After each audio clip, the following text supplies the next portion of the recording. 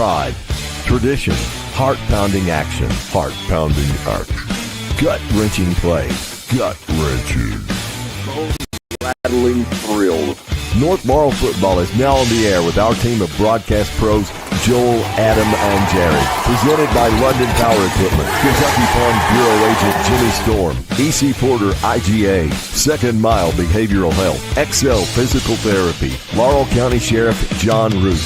Also thanks to Gondolier Italian Restaurant, Petrie Dental Services, Heaven's Hour on your radio, and Fat Butts Barbecue. Now, from our team to your home, here's game action from the Jaguar Broadcasting Network.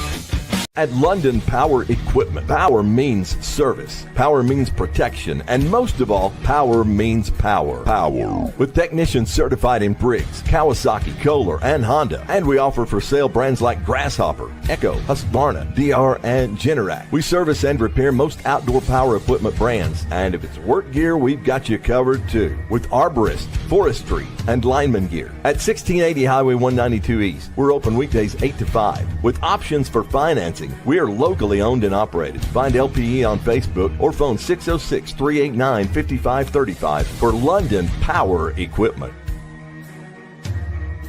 Since 2010, John Root has proudly served as your Laurel County Sheriff. Now ready to serve in their new location at 1380 East Highway 192 in London. Monday through Friday, 8 to 4. John Root, providing a safe, secure place for the residents of and visitors to our fine county of Laurel. And he proudly supports all area youth activities.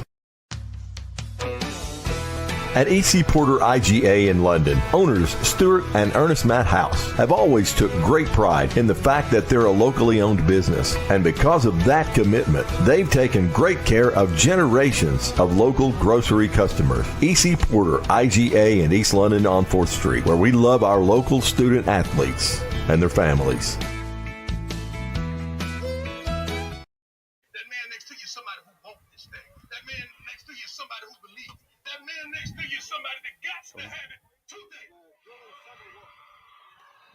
Has been done, and now it's time for Friday Night Lights. Tonight, your North Laurel Jaguars have traveled east up the Parkway to take on the Commodores of Perry Central. I'm Joel Pritchard alongside my partners Jared Wilson and Adam Webb.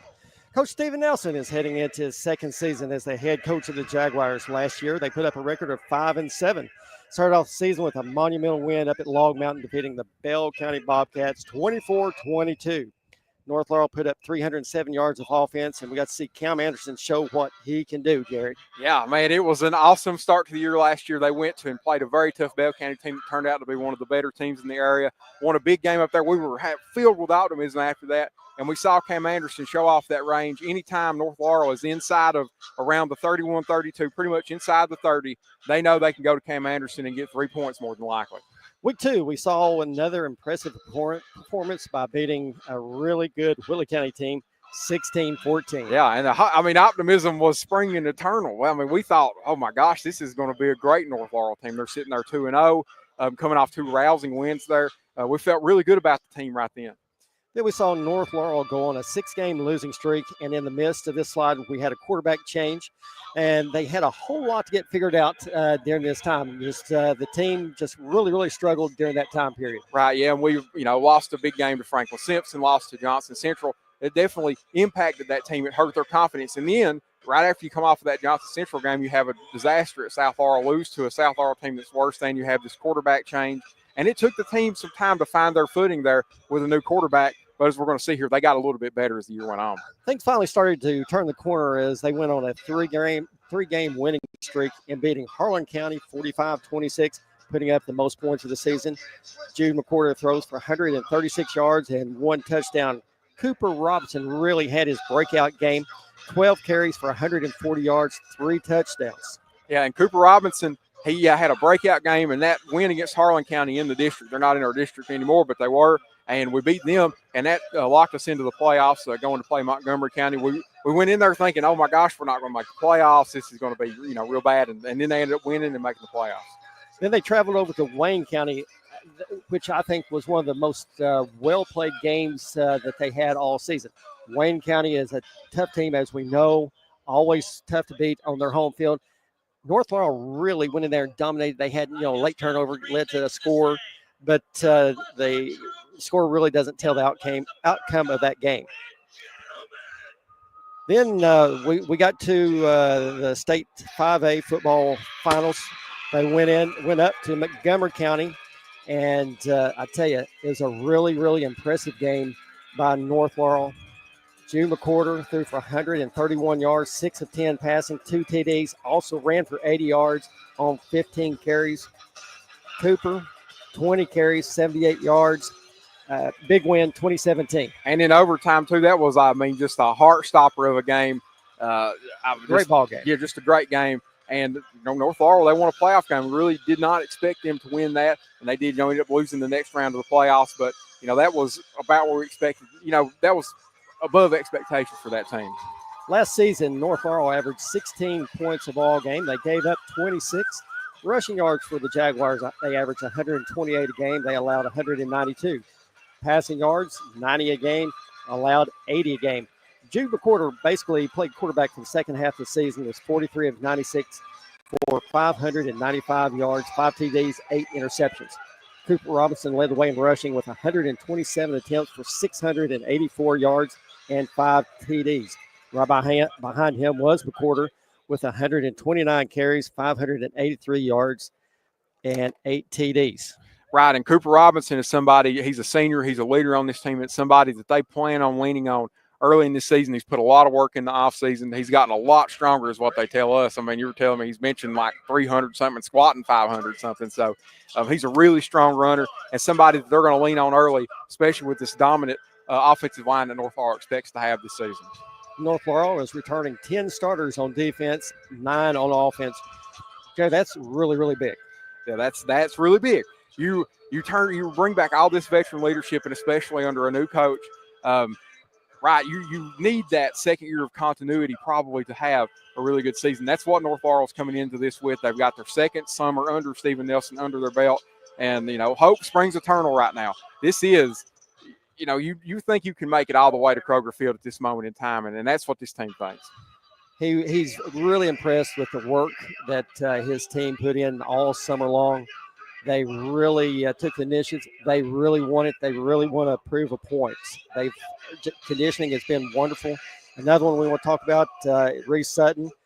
He's put in the off-season work as well. Another player we want to talk about, Cam Anderson. We know what he can do kicking the ball, but Coach Nelson said he's the second, third fastest player on the team and got some tremendous hands, just super, super quick. We saw Cam show what kind of leg he's got early in the season up at Bell County, kicking, 47-yarder or something like that? It was a ridiculous amount of yards for high school. That's right, yeah. Coach Nelson told me today that this team is possibly one of the best teams to ever go through North Laurel. He really says that he believes we're going to see some big things out of them. Looking over real quick at Perry Central. Perry Central went 4-7 last season with wins over Breathitt, Lawrence County, Shelby Valley, and Martin County. They averaged 20 points a ball game, allowed 53. Rushing yards per game, 165, allowed 146. Passing yards, 93, and passing yards allowed. All right, we're ready for kickoff. North Laurel receive a squib kick right up the middle, and falling on it for North Laurel at the 42-yard line. The number 21, Bryson Nance. So good field position right off the bat for North Laurel. That was almost, it felt like an onside kick there. They were trying. It was half onside kick, half squib kick. I think they was really trying to pick off someone up front for North Laurel. Yeah, something like that. And Bryson Nance did a good job corralling that ball. It was, a knuckleball coming in there on him, and he was able to lay on top of it and keep them from recovering it. Jude McCorder going under center. Robinson in the backfield. 2 wide receivers, 1 left, 1 right. McCorder with a snap to Robinson, trying to get outside, cuts back upfield, and he's going to lose about a half yard on that. Perry Central did a good job sniffing that one out on the tackle for the Commodores. Number 11, Caden Haddix. Seen real early there in the single back, ran a little bit of an outside zone there. Perry Central, they were ready for it, had the point of attack blown up. They were pulling offensive line and everything. That was a very neat play, but just didn't work. 2nd and 11 for the Jaguars. Same look. 1 receiver right, 1 left, McCorder under center. Takes the snap, back to Robson, straight up the middle, got a little running room, across the 45, 50, he breaks it, 45, 40, 35, 30, 25, and he's knocked out of bounds way down at the Commodores' 16-yard line. What a run right there. That's one thing that Coach Nelson told me today, that the speed that Robinson has picked up over the summer, the work he's put in, he said it was going to be really impressive right there. He just ran by everybody. Yeah, and he found him a little hole there between the left guard and left tackle, and he was gone. And, I mean, we saw some bursts there, too, some breakaway speed. McQuarter back under center, goes right back to Robinson, and we've got whistles. And false start on North Laurel. All right, well, it's our first penalty of the game there. A little false start puts them in a bit of a hole. You just don't want to do that too much early on. It backs the ball up to the Commodores' 21-yard line. North Laurel has to get down, looks like about the 6-yard line for a first down.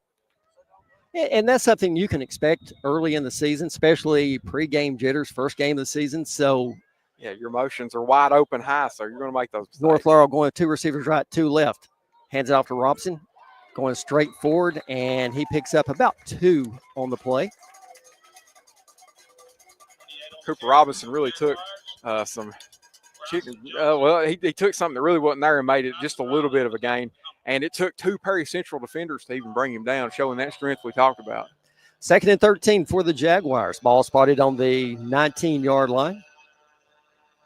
10:38 left here in the first quarter play. McQuarter back in the gun. Robinson to his right. North Laurel sending 3 receivers right, 1 to the left. McQuarter's going to keep it and running right. He switches back to the left, cuts it back up the middle, and he's going to get down to the 9-yard line. Nice gain right there by Jude McQuarter. Yeah, and that was designed to go off right tackle, I believe, but Jude saw the backside. They got a big push, left tackle, left guard got a big push over there, and Jude said, well, I'm just going to take that hole and run with it, and picked up a big gain there. North Laurel facing a 3rd and 3.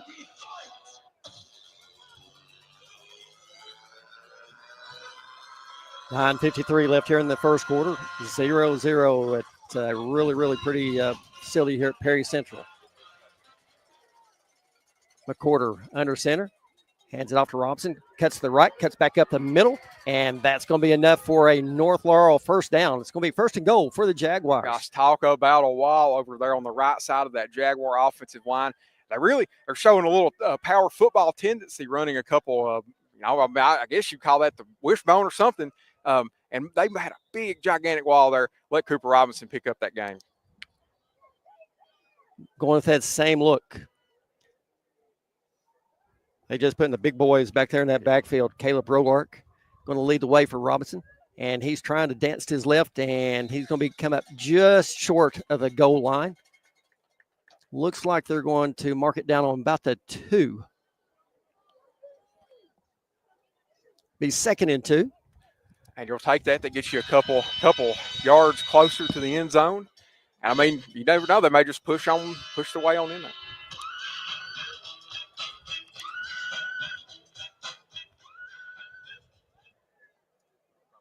Same look, McQuarter under center. Giving it to Robson. Going straight up the middle, and he's going to be taken down about the half-yard line. It's going to be 4th and goal.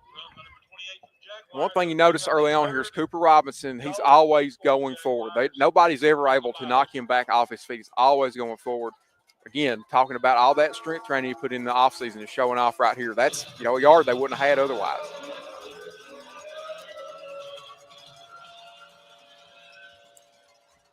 McQuarter staying under center. Roark. McQuarter takes it, and there's the signal. Touchdown, North Laurel. Well, Joel, did you see that? They ran the tush push, the play they've tried to ban in pro football the last 2 or 3 years.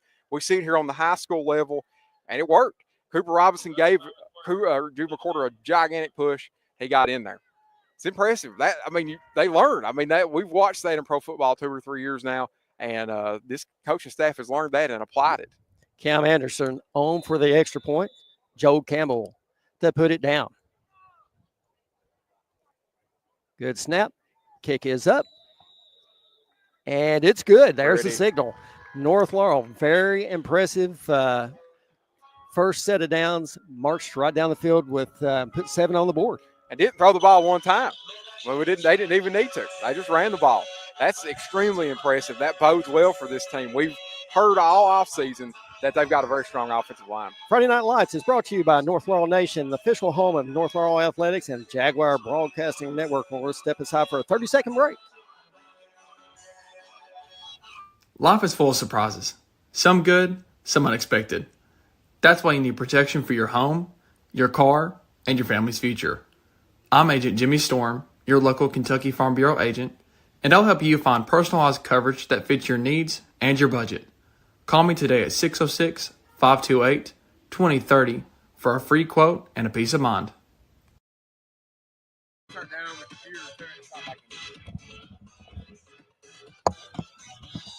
Welcome back to Perry Central. North Laurel strikes first, 7-0. Cam Anderson on to kick it away for the Jaguars. Back deep for the Commodores, number 6, Tate Watts, and number 21, Brody Collins. Cam Anderson moving on the ball. Big deep kick is taken in. Oh, we're going to just let go. It hits in the end zone. That's what we expect out of Cam. He's got a big leg right there, and he just shows it off. And that's a gigantic advantage, too, for this team. If you can take the return game out of it by having these touchbacks like that, you take that variable out of the game because every now and then they bust those open and score. If you have a kicker like Cam Anderson that can put it in the end zone every time, you don't have to worry about that. 1st and 10 for Perry Central from their own 20. Going under center, number 7, Aaron Johnson, the senior. Dropping back in the gun. 2 receivers left, 1 to the right. Handed off, going straight up the middle, going nowhere. North Laurel's big defensive line right there. That was just, you had about 4 guys just swallow up. Number 33. Which not on the roster, unfortunately. And we've talked about that at length thus far. But this is the first time we've got to talk about Reset, and we'll talk about him next play because I'm sure he's going to make a play here in just a second. 2 receivers left, 2 right.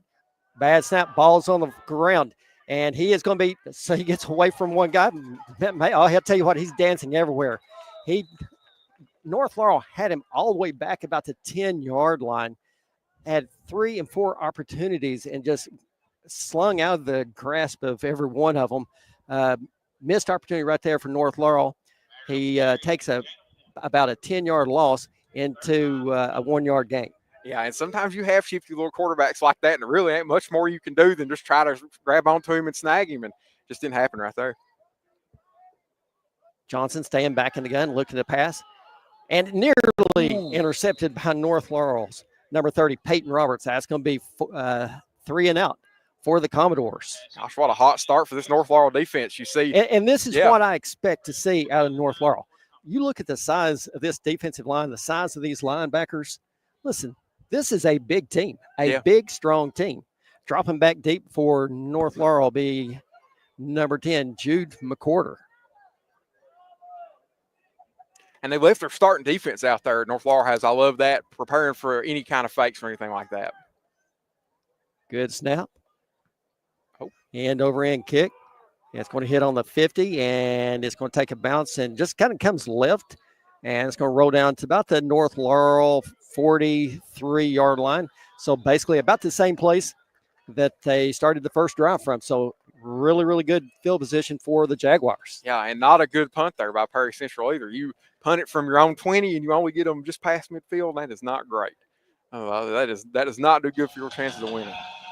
North Laurel, 1st and 10. Could not ask for a more absolute perfect Friday evening to kick off high school football. Yeah, up here on this former strip job, it's real pretty up here. North Laurel sending 2 receivers right, 2 left. The quarter in the gun. Robinson to his left. Man in motion is Fultz. Gives it to Robinson, trying to get out to the left, and he's going to be taken down to 40. It's going to be about a 3-yard loss. And there, Cooper, he was dead to rights as soon as he got a hold of the ball. You had a 55 for Perry Central right there in the backfield for just grabbing him. Ryan Day right on top of him. Nothing Cooper could do, but it still was a struggle to bring him down. 2nd and 13 for North Laurel.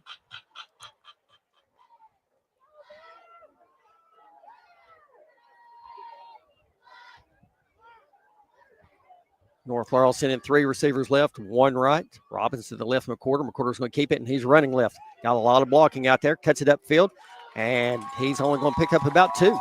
Nice defense right there by Perry Central. And I love the thought here by North Laurel. You're pulling. I just love what they're doing with Zach Philpott, letting him roam out there as a left tackle. I know they didn't gain a lot off of it, but I think they've got a lot of potential to do something with that, letting him get up to the second level and start putting blocks on. That's huge for the left tackle to have that kind of range, be that fast. North Laurel facing a 3rd and 11 from their own 42-yard line. 2 receivers left, 2 rights.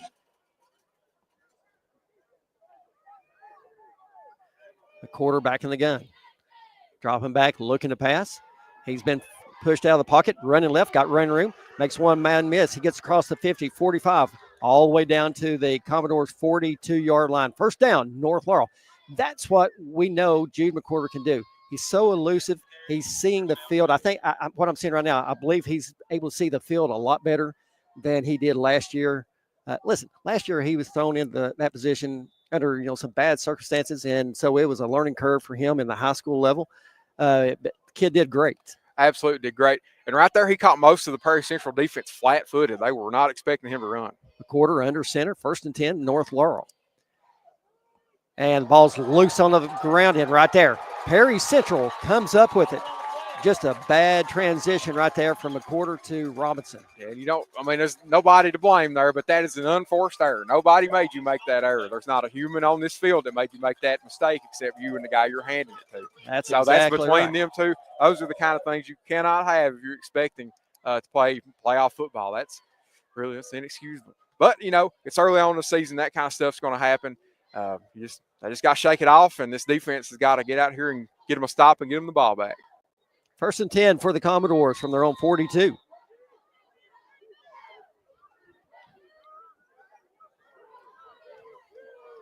Johnson going under center.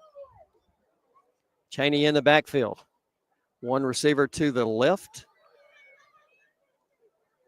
And I think that was a busted play right there. That's going to be on North Laurel. Yeah, that's a face mask. Yeah. Yep. That's a busted play right there, and it would have been a 1-yard loss, but I'm afraid that North Laurel is going to get called for a face mask there.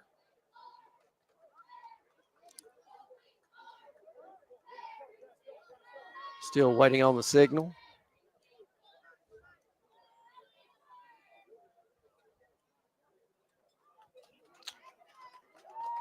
It's going to be a face mask. Face mask.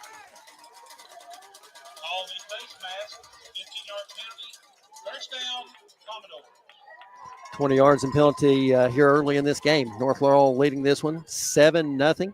4:58 left in the first. That put the ball in North Laurel territory on the 44-yard line.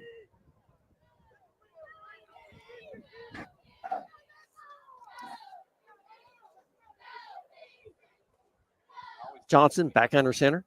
He keeps it, rolling out the left. And right there, the tipped pass was batted down by North Laurel's number 21, Bryson Nance. He had nowhere to go. North Laurel had 2 guys on him, and just great timing right there by Nance to swat that one down. Yeah, Perry Central ran a naked bootleg, and it was indeed a naked bootleg. He had 2 people on top of him. That was another busted play for Perry Central. Not exactly what they were anticipating. And Bryson Nance, a great job to get your hands up, keep him from having a clear shot at the clear view of the field and then knocking the ball down. I like that a lot so far. I've seen a lot of hands going up when passes are going up. That's an easy way to get some deflections. Johnson going back under center. Fullback field. Gives it to number 24. Hurley gets to the outside, and he's going to be pushed out of bounds right at the first down marker. Pickup of 10 on the play. So North Laurel, they're typically, a base just kind of 4 defensive backs, 3 linebackers, 4 defensive linemen. But in reaction to Prairie Central putting a little bit of heavier package out there, they pulled a defensive back off and went to just 3 defensive backs and 4 linebackers. And Prairie Central's running the opposite way, the extra linebacker, and it's putting a lot of stress on these corners and safeties over here on the left side.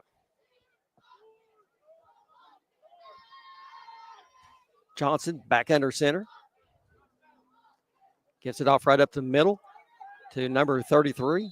And right there is North Laurel. Picked up about 3 on the play. It's going to push it down to about the 31-yard line. 2nd and 7 for the Commodores. Let me correct myself. They did not put a 4th linebacker on the field. They're just rotating Cooper Robinson down into the box. So that's the adjustment they made, putting, I guess that was 4 in the box. That's what you do against a heavier package like that. That's the kind of adjustments you make. We'll try our best to get a name to go with 33 here just as soon as possible. We're going off the roster of KHSAA. Johnson back under center. Giving it off to Collins, trying to get outside to the right, and he's going to pick up a couple more yards. And they're running opposite the way of Reese Sutton, because if they run on Reese Sutton's side, they weren't going to find anything. He is one of the best players on this defense, and I'm trying to find a spot to talk about him. He's just so quick, so explosive. It is exciting to watch Reese Sutton play football. It's one of my favorite ones to watch. Tell you what, I mean, he's a beast. Yeah, he is. He is just really, really bulked up and a handful.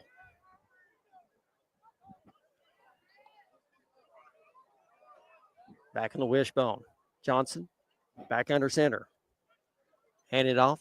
Going straight up the gut is Johnson trying to get outside, and he's going to get down to about the 18-yard line, brought down by number 28, Cooper Robinson.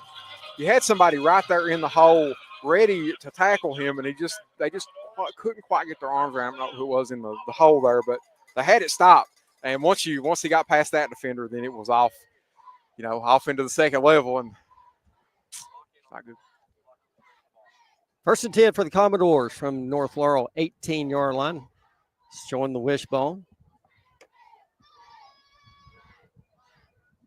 Johnson back under center. Hands it off to Hurley. Going straight up the middle. Staying on his feet. Finally brought down. Gets down to the 15-yard line by a host of Jaguars. Jude McCorder in on the tackle along with number 75, Reese Sutton. And they ran at the right side of the Jaguar defensive line that time, and they had good push over there, but the running back really made that happen, pushing the pile forward.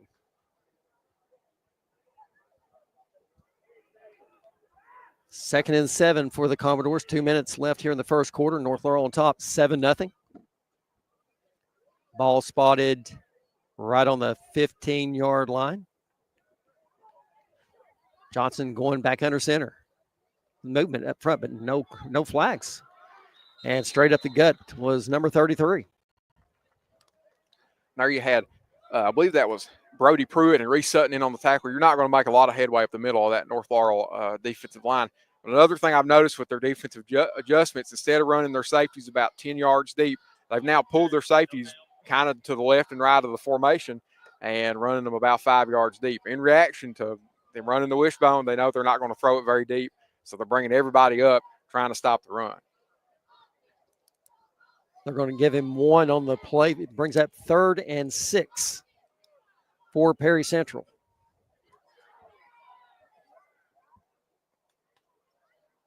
Johnson heads it off to number 21, getting to the outside's Collins.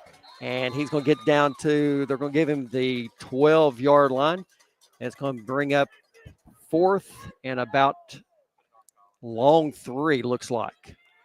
And right there, they were wanting to go between left tackle and left guard, but you had number 42, Gage Baker, who was in between those 2 players and beat his man, was in between there, forced that to go outside, kicked it out to Jude McCorder's spot on the field, and they were not getting any farther than Jude McCorder. Shaking up on the play is, here again, I believe they've got the names, different jerseys on the roster. They've got that as Collins, but I believe they're calling him Gibson. Huh. 4th and 4. Watch for a hard count right here. I know it. Johnson's rolling deep and tries to get rid of it, but right there, putting the pressure on the quarterback was number 21, Bryson Nance. Perry Central turns it over on downs. Great defense right there by North Laurel. See, Johnson had no chance to get that pass off. Had no chance, and they were trying. They ran dummy run to the left side, running the play action kind of bootleg to that right side like they'd done before. And that's the second time that Bryson Nance has read that perfect, stayed right on top of the quarterback and forced the throw that was, not even close to the receiver. It's a great job by Bryson Nance to read that, to see that the quarterback's on this bootleg. Your job as the linebacker over there off the side is to stop that quarterback from throwing that ball. And that's what he did. Great job by Bryson Nance. North Laurel takes over on downs. Ball spotted on their own 12-yard line. 17 seconds left here in the first quarter. A quarter back under center. Robinson in the backfield. Robinson's going to get it straight up the gut. Going to get it out to the 15-yard line. Pickup of 3 for North Laurel. You see North Laurel here early on in the single back. They've got these 2 wide receivers split out wide. I look for them later in this game to try to take advantage of those corners coming down on top of them. That's going to do it for the first quarter. North Laurel 7, Perry Central 0. Friday Night Lights is brought to you by North Laurel Nation, the home.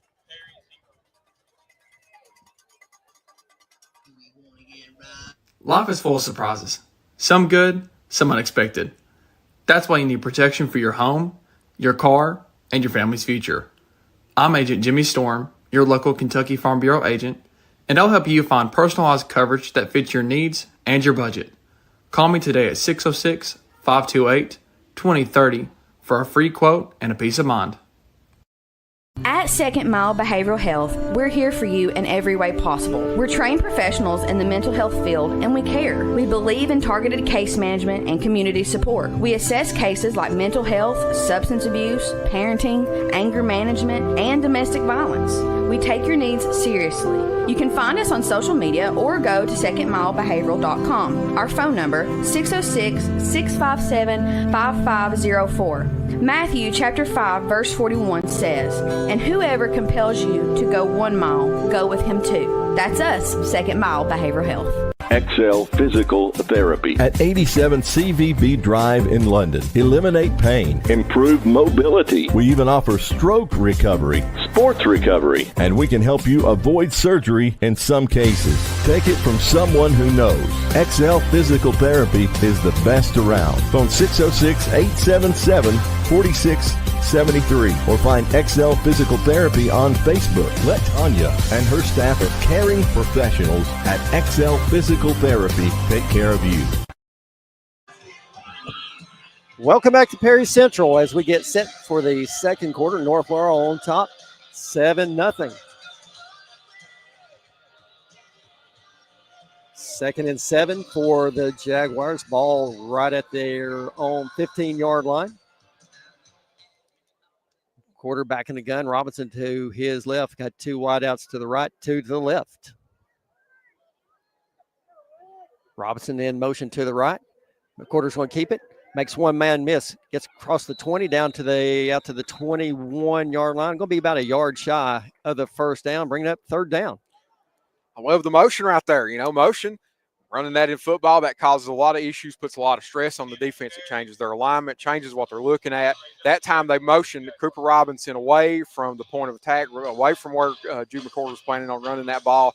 Drew a lot of attention over there to the right side and allowed Jude McCord to have a one-on-one there with the linebacker that he could, easily put a juke in his own. Play clock down to 9 seconds as North Laurel breaks the huddle. Got to be mindful of the clock. McQuarter under center. Give it to Robinson right up the front and just lowers his head. And what a push by that offensive line right there. First down, North Laurel. Gets the ball out to the 25-yard line.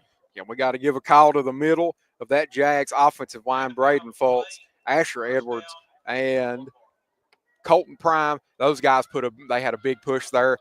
The combination of a strong runner and a good offensive line is nearly unstoppable. And I think, man, they're starting – the potential is there for North Laurel to have that this year. McQuarter back under center.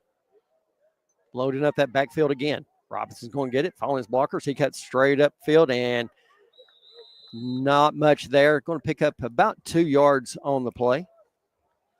And North Laurel, they are staying committed to the run right now, and I'm with them. I think that's a good thought. You take make your you pressure. make them, right. You make them stop you. Make them stop the That's run before you show them what pass plays you got, because you've only got so many pass plays in your playbook, and you don't want to show them how to stop it. You want to try to save that for as late in the game as you get. But now I'm salivating over these one-on-ones they're getting over here. They're leaving R.J. Noble. It will happen. It'll happen. I know. But I'm excited. I want to see them do it at some point tonight. McWhorter back under center. Takes the snap, back to Robinson, right up the middle. Makes the first guy miss, lowers his head, gets across the 30. All right at the 30.5-yard line. Brings up roughly 3rd and 5. They're going to call it. And what's impressive about North is they're not going backwards any right now. They're always gaining 2 or 3 yards at a time, keeping themselves in a second and manageable, a third and manageable. Like this 3rd and 5 right here, you can convert that. It's not as hard as converting a 3rd and 10. So they're always moving forward. That's a big part of them having this strong running game. It allows them to do that. North Laurel seeing 2 receivers left to the right. Quarterback in the shotgun. Robinson to his right. McWhorter takes the snap, looking. Quick outlet pass to Anderson, and he's going to be just shy. That's great effort by Anderson, but the official says his knee did hit the ground. He's going to be about a half-yard shy. Oh, wow. Yep, going to be about, I'd say go for it. Yeah, go for it. I can't believe they spotted it that far. I thought he was down about a couple yards behind that, but Cam Anderson kept fighting. That was a lot of fighting, that kid. He fought all the way up to, put him in a 4th and 1, 4th and 2. Yeah, this is a go. 4th and 1. Yep. Make them stop you. 2 receivers right to the left, McWhorter and Robinson in the backfield. And was trying for a hard snap right there. Coach Nelson comes in for a quick timeout. We're going to step aside for a 30-second break. You're listening to North Laurel Nation and North Laurel Athletics on the Jaguar Broadcasting Network and WJTE. Hey everyone, join Heaven's Hour with Elijah Jervis, Ethan Eversole, Jonathan Gibson, and J.J. Combs each Saturday at 9 a.m. on 98.5 WJTE, The Light of London, and on Facebook and YouTube, where we break down the Word and bring it to life for you with Bible-based preaching and teaching for this generation. And he said unto them, Go ye into all the world and preach the gospel to every creature. Heaven's Hour each Saturday at 9, with an encore presentation at 9 p.m. on Sunday nights on 98.5 WJTE, The Light of London. 8:45 left here in the second quarter. North Laurel on top, 7-0, facing a 4th and 1 from their own 34-yard line. Got to get across the 35 for the first down. Coach Nelson tried to go for a hard count there. Didn't work. Steps in, timeout. And he's see what he's drawn up here. I think they go for it. And I think we talked in the break. I said, we should run the shotgun. You said bring the heavy people in. I think either way they want to do it. This running game is so good they need to try it.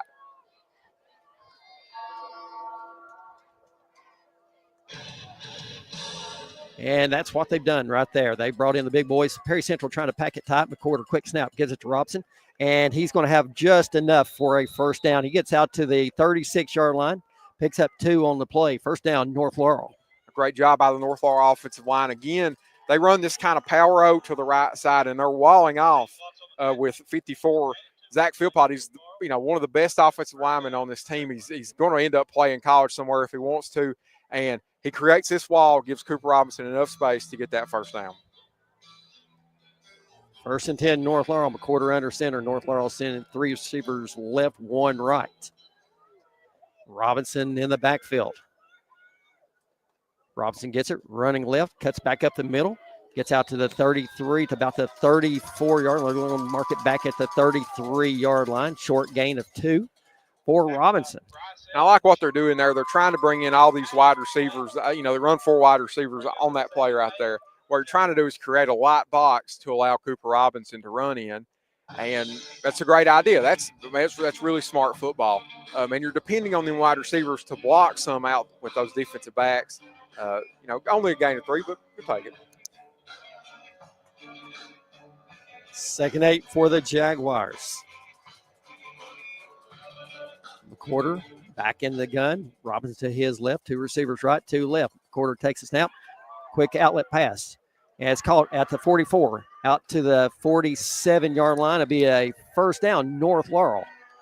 Right there, Braxton Fultz on the reception for the Jaguars. That's a newcomer on this North Laurel team. We didn't see a lot from him last year. Catches a good pass there, makes a guy miss. Jude put it right on him exactly where he needed to, and Braxton did the rest and got the first down.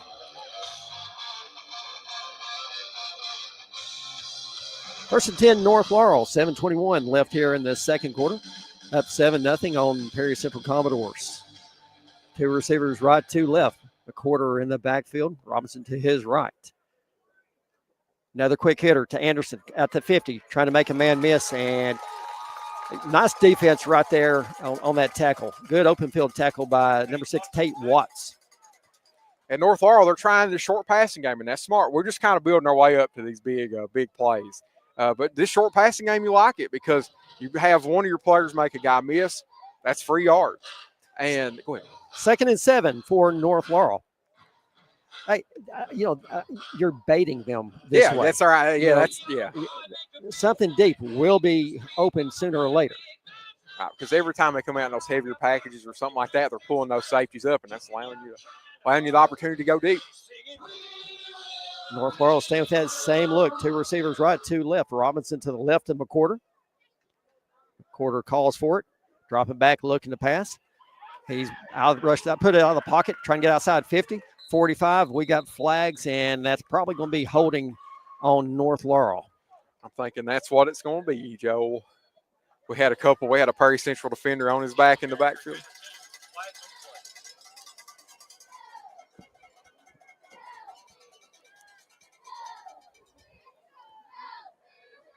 $30 yards and penalties so far in this first half.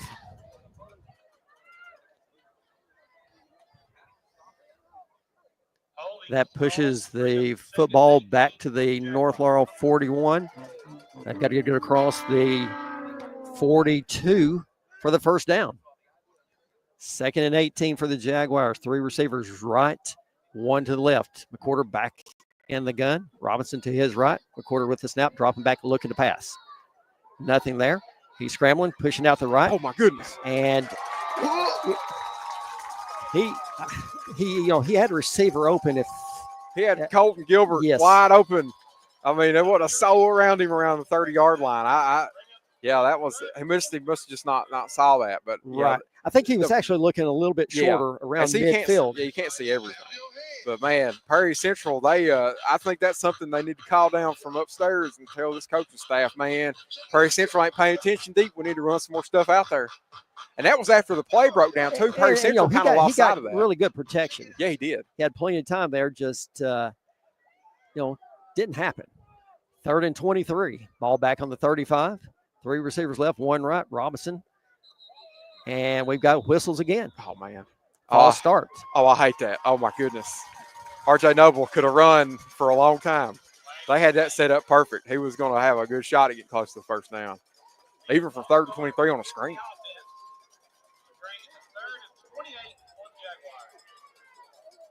Gosh almighty. All start on the Jaguars. Backs it up 5 more. 3rd and 28 for North Laurel. But we know that North Laurel can break one at any point. They can. They sure can. This will be wild if they could convert this. 3 receivers left, 1 right. Robinson to the left of McQuarter. Perry Central cornerback's given a lot of room for this short yardage pass. McQuarter's going to keep it going right up the gut. He makes several guys miss 40, and he's going to be taken down about the 44-yard line. Nice pickup. Going to be 4 yards. Well, he's going to be 14 yards shy of the first down. Man, that was good. That's a good play right there. That picks you up 10 or 15 more yards of field position that you don't have to give to them. Pick up 15 on the play. And they're giving that to you because they're running all their defensive backs back to the sticks. That's all open in front. And, hey, you take it. Back deep for Perry Central, number 6, Tate Watts. Cam Anderson to kick it away for the Jaguars.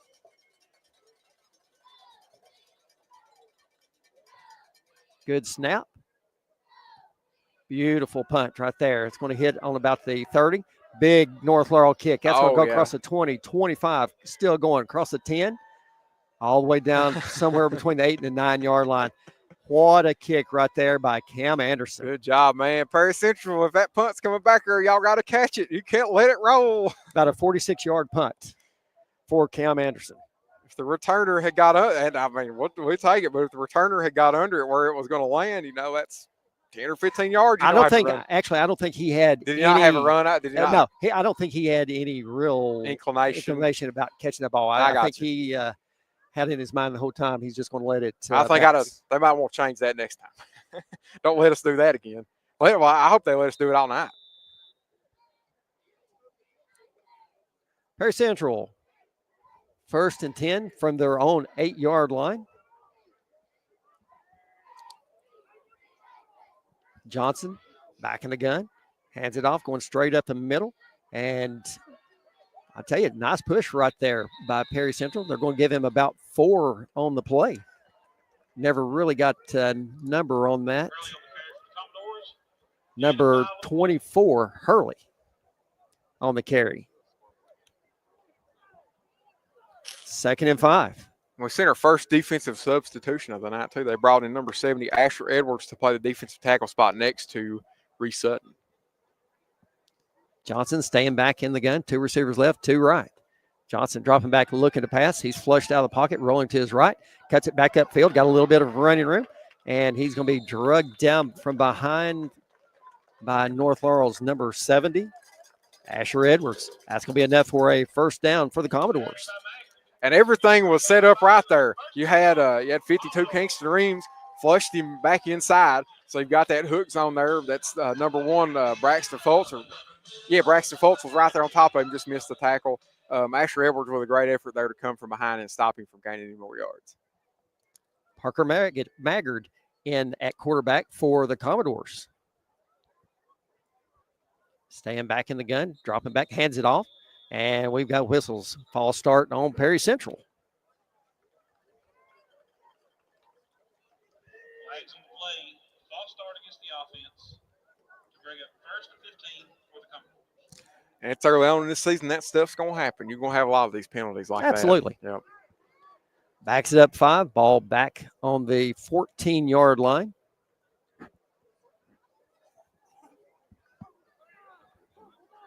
Gibson and Hurley in the backfield alongside Maggard. 1 receiver right and 1 left. Maggard calls for it, dropping back, looking to pass. Quick outlet pass, it's caught at the 21 and Tate Watts makes 1 man miss, gets all the way down to the 37-yard line before he's knocked out of bounds by Jude McCorder. And it's unfortunate when you play great coverage and you're right on top of the receiver, but you aren't able to make the tackle. You have to tackle, especially when you've got them covered like that. You've done everything perfect up to that point. You've got to make the tackle. Cody Gilbert, was there. Yeah. Just didn't make the tackle. Didn't make the tackle. Got to make the tackle. 1st and 10, Perry Central. Ball spotted on their own 39-yard line. 2:55 left here in the first half. North Laurel on top 7-0. Maggard back in the gun. 2 receivers to the left, 2 to the right. Handed off going straight up the middle, and he's going to be taken down for a loss is number 21, Gibson. I dare them to keep running at Reese Sutton tonight. I dare them. Just keep on doing that. Y'all see what happens. They run at him that time, and lost 2. I mean, you can't. That is such an advantage for this North Laurel defense to have a defensive tackle like Reese Sutton that's going to win his block just about every time. 2nd and 12 for Perry Central. Going with that same look. 2 receivers left, 2 right. Maggard dropping back, looking to pass. He tucks it, and he throws it, and it's going to be incomplete. I tell you, Maggard did a really good job knowing where the line of scrimmage was because he got rid of it right as he was stepping at it. And I'm impressed with the discipline of Braxton Fultz and the identification of seeing the quarterback rolling out of the pocket and keeping pressure on him, because you don't want that quarterback. The defensive line's done their job. They flushed him out. Okay, well, now it's up to your flat zones, and it's Braxton Fultz over here to keep him to keep pressure applied to him so he doesn't have an easy throw. Braxton Fultz did a great job of that time and forced the throw that was over here on the sideline.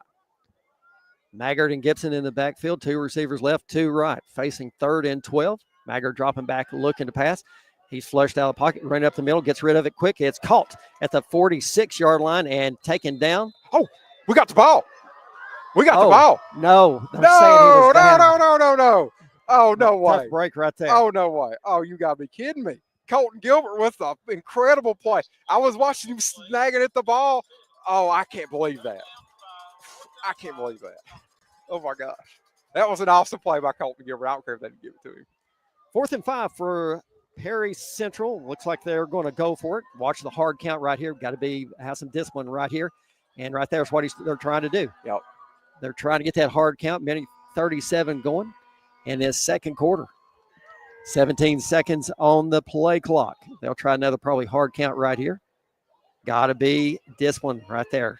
And there's the timeout, Perry Central. And good job. I tell you what, right there, Reese Sutton just about jumped twice. He was eager. He was gung-ho. Ready to go. All right, we're going to step aside for a 30-second break. You're listening to North Laurel Nation on the home of the Jaguar Broadcasting Network. Who doesn't love a smile? At Dr. William Todd Petrie Dental, we care about you. While comparing costs for dental services, always read the fine print. At Petrie Dental, there are no hidden costs, and we are now accepting new patients. Plus, most major insurances are taken. Free exams, high-quality dentures. Don't wait. Petrie Dental, north of London on US 25, 606-843-6476. A proud supporter of North Laurel. Oh, I'm jacked up. Welcome back to Perry Central. North Laurel 7-0, 1:24 left here in the second quarter. Okay. Perry Central dropping back in pump formation. Jude McCorder back about the 25-yard line. And high snap. And it's end over end. Jude McCorder's going to field it at the 25. He's trying to get outside. Keeps it back up the middle across the 35. Gets out to the 38-yard line. Good hands right there by McCorder. And that was a great decision by Jude McCorder, too, because Perry Central was extremely lackadaisical getting back down the field in punt coverage. I mean, these guys were standing around with their hips on their hands down here when the punt come off. So I think Jude McCorder saw that and said, I need to run. The horn going off. I know that. Everybody off, and everybody was just kind of looking at each other. What's going on? The official had already put it back in play. I don't know. I don't know what the deal is. All right, let's see what North Laurel can do with this minute 14. Yeah, this is a good chance. So you've got to get to about the 30 to give Cam Anderson a shot at a field goal. So they got about, 30-something yards to go. 2 timeouts left. McCorder takes the snap, looking. Quick pass out to Noble, and he's going to be taken down. About a 3-yard gain on the play. Got to be in a hurry-up offense, guys. This is where you got to have a little pace here. You got to be moving. 1 minute left. 2nd and 6. 2 receivers left, 2 rights. Robinson to the right of McCorder. Takes the snap. McCorder dropping back, looking to pass. Stepping. He's flushed out pocket, running left, and he throws it out of bounds. Incomplete pass. There was not a receiver in the area. It doesn't matter. He threw it beyond the line of scrimmage, out of bounds, so it's all right. Oh, okay. Thank you for reminding me of the intentional grounding rule. Well, and that stops the clock. That's a good decision. Need the clock to be stopped. That saved you a timeout. If that play, nothing got open there for Jude, he made the right decision. And he looked very comfortable in the pocket that time. I was impressed with that. He looked very relaxed, and very comfortable. Again, he had a lot of time back there. Absolutely. Just the receivers just aren't getting open at this point. Yep. I would be a great quarterback if I had all the time. If I had, infinite time, you'd be an excellent quarterback. North Laurel, 2 receivers left, 2 rights. McCorder stand back in the gun. Takes a snap. Quick outlet pass. It's complete. Out to the 45, the 50, and all the way down to the 47-yard line of Perry Central. Big play right there by North Laurel. Colton Gilbert on the reception. And a great decision here to take a timeout. And man, what a strike by Drew McCorder. Hit him right in the chest, exactly where he needed to. Hit him in stride on that little, I don't know what you'd really call it. It's kind of like a little out route or something like that. Great timing, too. We're going to step aside for a 30-second break. You're listening to WJT 98.5 and North Laurel Athletics and North Laurel Nation on the Jaguar Broadcasting Network. Since 2010, John Root has proudly served as your Laurel County Sheriff, now ready to serve in their new location at 1380 East Highway 192 in London. Monday through Friday, 8 to 4. John Root, providing a safe, secure place for the residents of and visitors to our fine county of Laurel, and he proudly supports all area youth activities. 7-0 North Laurel on top of Perry Central. 34 seconds left. We know Cam Anderson's got a great leg. Got to get it down to around the 37-yard line, 38-yard line. 32-ish yard line. I like his leg. I'm giving him. Yeah, you want to give him more than that? I'm giving him more than that.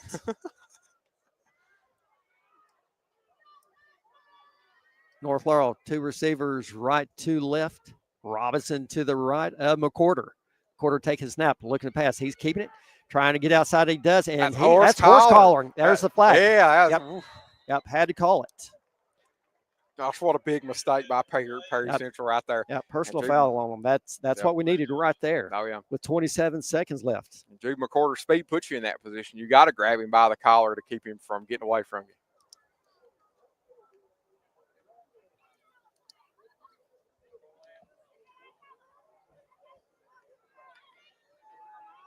And we are in field goal range for Anderson now. North Laurel, 1 timeout, puts the ball on the 30.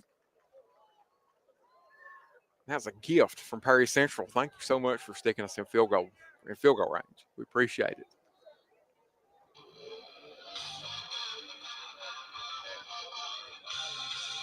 First and 10, North Laurel, 3 receivers left, 1 right. Robinson to the left, McCorder. McCorder takes a snap, going straight up the gut. Got running room, across the 25, dives ahead, and they're going to mark it down about the 21-yard line. Another timeout, and look for him to bring Cam Anderson on. All right. Here we go. This is square in his range. This is going to be about do my math here. See, I went to law school because I can't do math. What's 21 plus 17? 41. 21 plus 17, that's 21 plus 20. It's 38. There you go. 38. 38 yards. Struggling with our math up here tonight. Yeah. And we know that Cam has got the leg for that. We've seen it several times last year. We talked about this last year, Jared, if you remember. We said when we saw him, what he did in that first game at Bell County, we said that young man right there is going to win us some ball games, and he did. He sure did. I think he helped us win that Montgomery County game. If I remember right, he maybe helped us win this one. We've talked about him. He has a future in college football somewhere. You imagine, as that leg continues to improve. He's only where's he at? He's only a junior, so he's got a couple more years here to improve. You never know. Just never know. He's a great basketball player too. He was the energy guy for the basketball team in the Sweet 16 this past March. And they're going to try to get. I'm cool with this. Right. They can get one more playoff. I would take a shot at the end zone. I say you got R.J. Noble here, man-to-man, one-on-one, take a shot at it. Perry Central giving a lot of room right here. Throwing deep, the ball's up and going up for it. Almost. Oh, my. There. Noble had it and just bounced out his hand. It was tipped. Noble had a great opportunity, just couldn't pull it in. Great effort right there. What a decision. I like it. I like it. Jump ball in the end zone. Nice play. R.J. Noble, he's showing that, R.J. Noble plays from Jackson County, plays basketball here. It's a postmate to Reese Davidson. And he showed his boxing out skills there. He boxed that defensive back out. And, had the defensive back not got up there and smacked his hands around, he was going to get it. Roughly Cam Anderson on for the field goal attempt. About a 38, 39 yard. That's got to carry. That's going to be short. Oh. Yep. Just didn't catch it. We know that he could hit that. We saw him in pregame warmups. Being able to knock that one down. Hey, I'll let him kick it all day. That's what we do the first half. North Laurel on top. 7-0. Friday Night Lights is brought to you by North Laurel Nation, the official home of the North Laurel Athletics and the Jaguar Broadcasting Network, along with WJTE 98.5 in London. Life is full of surprises. Some good, some unexpected. That's why you need protection for your home, your car, and your family's future. I'm Agent Jimmy Storm, your local Kentucky Farm Bureau agent, and I'll help you find personalized coverage that fits your needs and your budget. Call me today at 606-528-2030 for a free quote and a peace of mind. At Second Mile Behavioral Health, we're here for you in every way possible. We're trained professionals in the mental health field and we care. We believe in targeted case management and community support. We assess cases like mental health, substance abuse, parenting, anger management, and domestic violence. We take your needs seriously. You can find us on social media or go to secondmilebehavioral.com. Our phone number, 606-657-5504. Matthew chapter 5 verse 41 says, "And whoever compels you to go 1 mile, go with him 2. That's us, Second Mile Behavioral Health. XL Physical Therapy at 87 CVB Drive in London. Eliminate pain, improve mobility. We even offer stroke recovery, sports recovery, and we can help you avoid surgery in some cases. Take it from someone who knows. XL Physical Therapy is the best around. Phone 606-877-4673 or find XL Physical Therapy on Facebook. Let Tanya and her staff of caring professionals at XL Physical Therapy take care of you. Since 2010, John Root has proudly served as your Laurel County Sheriff, now ready to serve in their new location at 1380 East Highway 192 in London, Monday through Friday, 8 to 4. John Root, providing a safe, secure place for the residents of and visitors to our fine county of Laurel, and he proudly supports all area youth activities. At E.C. Porter IGA in London, owners Stuart and Ernest Matt House have always took great pride in the fact that they're a locally owned business. And because of that commitment, they've taken great care of generations of local grocery customers. E.C. Porter IGA in East London on 4th Street, where we love our local student athletes and their families. Hey everyone, join Heaven's Hour with Elijah Jervis, Ethan Eversole, Jonathan Gibson, and J.J. Combs each Saturday at 9 a.m. on 98.5 WJTE, The Light of London, and on Facebook and YouTube, where we break down the Word and bring it to life for you with Bible-based preaching and teaching for this generation. And he said unto them, Go ye into all the world and preach the gospel to every creature. Heaven's Hour each Saturday at 9, with an encore presentation at 9 p.m. on Sunday nights on 98.5 WJTE, The Light of London. At London Power Equipment, power means service, power means protection, and most of all, power means power. Power. With technicians certified in Briggs, Kawasaki, Kohler, and Honda. And we offer for sale brands like Grasshopper, Echo, Husqvarna, DR, and Generac. We service and repair most outdoor power equipment brands. And if it's work gear, we've got you covered too. With arborist, forestry, and lineman gear. At 1680 Highway 192 East, we're open weekdays 8 to 5. With options for financing, we are locally owned and operated. Find LPE on Facebook or phone 606-389-5535 for London Power Equipment. Gondolier Italian Restaurant of London is a proud supporter of North Laurel Athletics. Locally owned and operated, Doyle Jones and his family and staff use only the freshest ingredients with the largest menu selection around. Here are just a few of the things folks are saying about Gondolier. Fast, friendly service. Everything was delicious. While another satisfied customer says great service and staff. The food is amazing and has yet to disappoint. GondelierofLondon.com. North Laurel and Gondolier are a winning team. Who doesn't love a smile? At Dr. William Todd Petrie Dental, we care about you. While comparing costs for dental services, always read the fine print. At Petrie Dental, there are no hidden costs, and we are now accepting new patients. Plus, most major insurances are taken. Free exams, high-quality dentures. Don't wait. Petrie Dental, north of London on US 25, 606-843-6476. A proud supporter of North Laurel. Fat Butts Barbecue has a new location in London, just north of the Kentucky State Police Post. Find our amazing menu on Facebook and online at fatbuttsbbq.com. That's PHATBUTTSBBQ.com. atbuttzbbq.com. Whether it's a hankin' for some loaded nachos or pulled pork or sliced beef, also don't forget our delicious blown-up burnt-ends and our outstanding ranch-based potato salad. There are so many mouth-watering menu items you'll just have to taste and see for yourself. Fat Butts, lunch or dinner, US 25 north of London in the Pittsburgh Plaza. Phone 606-712-4026.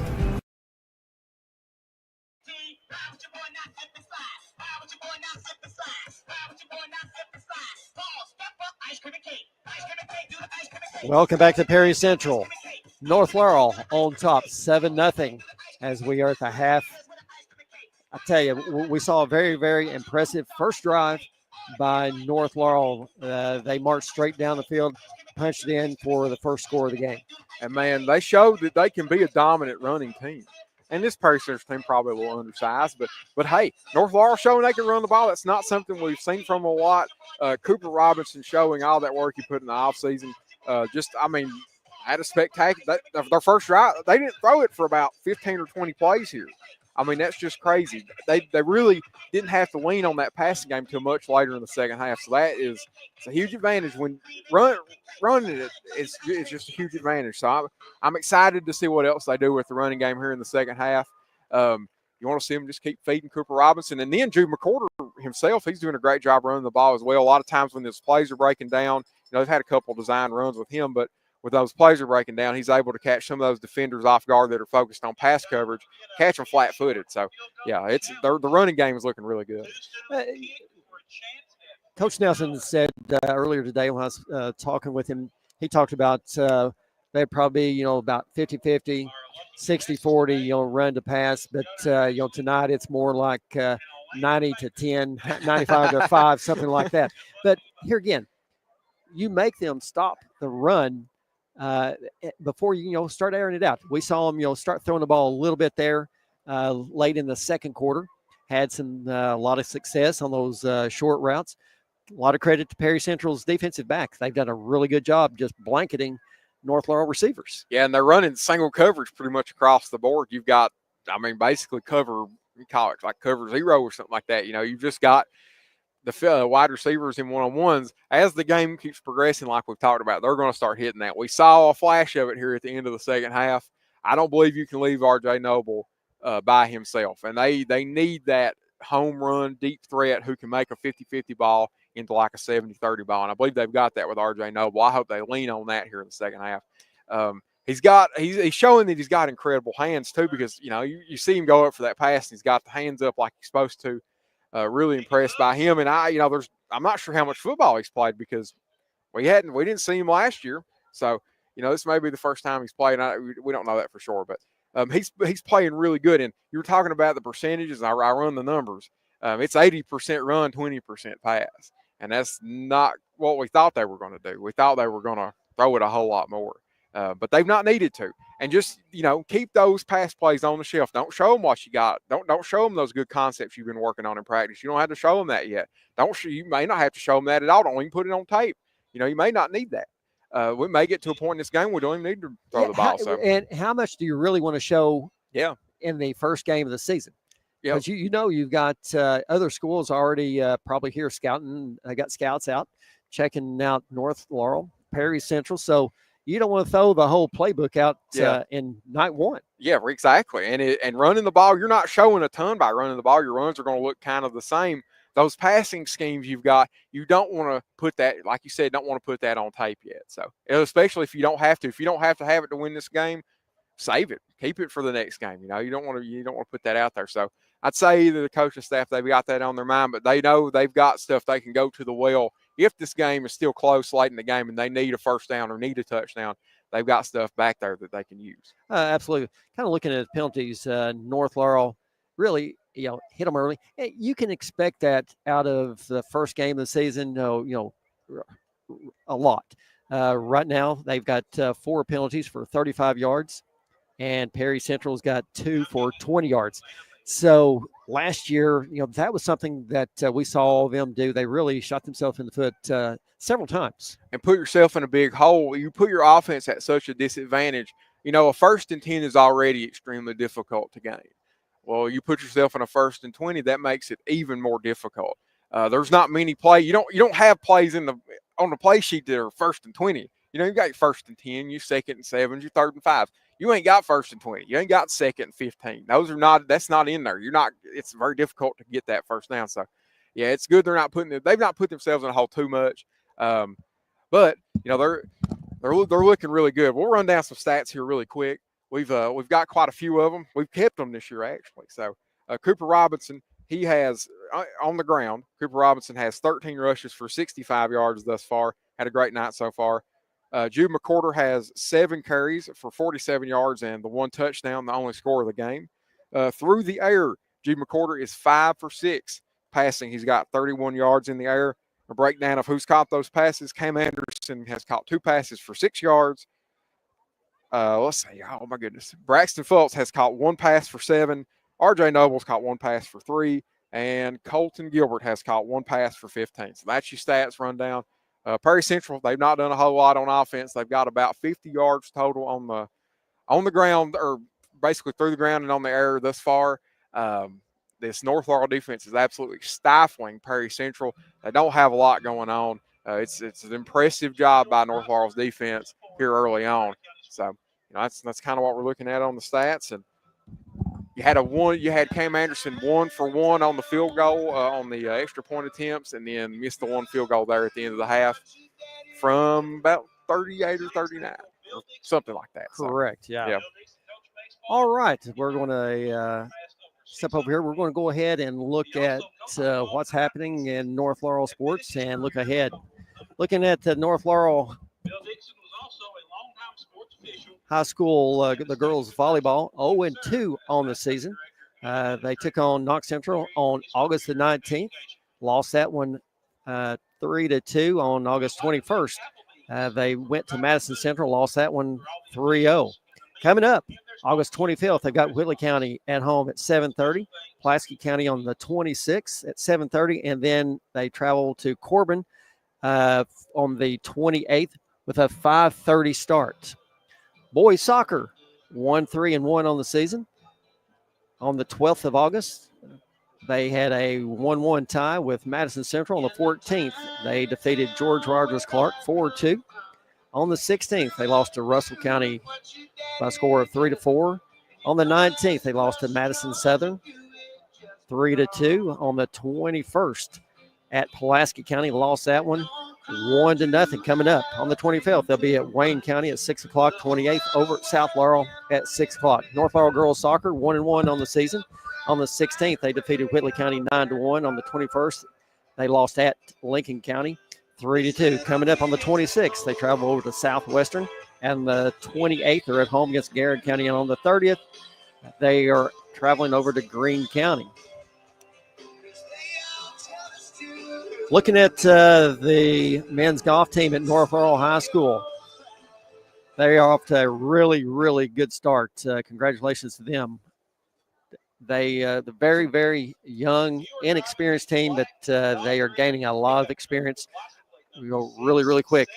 They have 3 top 10 finishes so far, and they're in the mix to win conference with a mainly freshman and sophomore team. Max Dotson leading the way for the North Laurel Jaguars. He threw out a big 69 at Kearney Hills already this year, several rounds around par. Also, you got sophomore Will Sutton and Wes Storm, who has posted some really good numbers as well. Rounding out the rest of the team, you got Jackson Storm and Jaden Schultz and Espen Lewis. That's up Coach Chris Stone's super excited about what he's seeing early in this season with the men's golf team.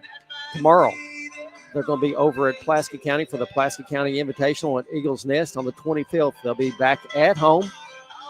They'll be taking on South Laurel, Whitley County, and Corbin. And on the 30th, the men's golf team will be playing in the South Laurel Invitational at the London Country Club. Jumping down to the North Laurel girls golf team.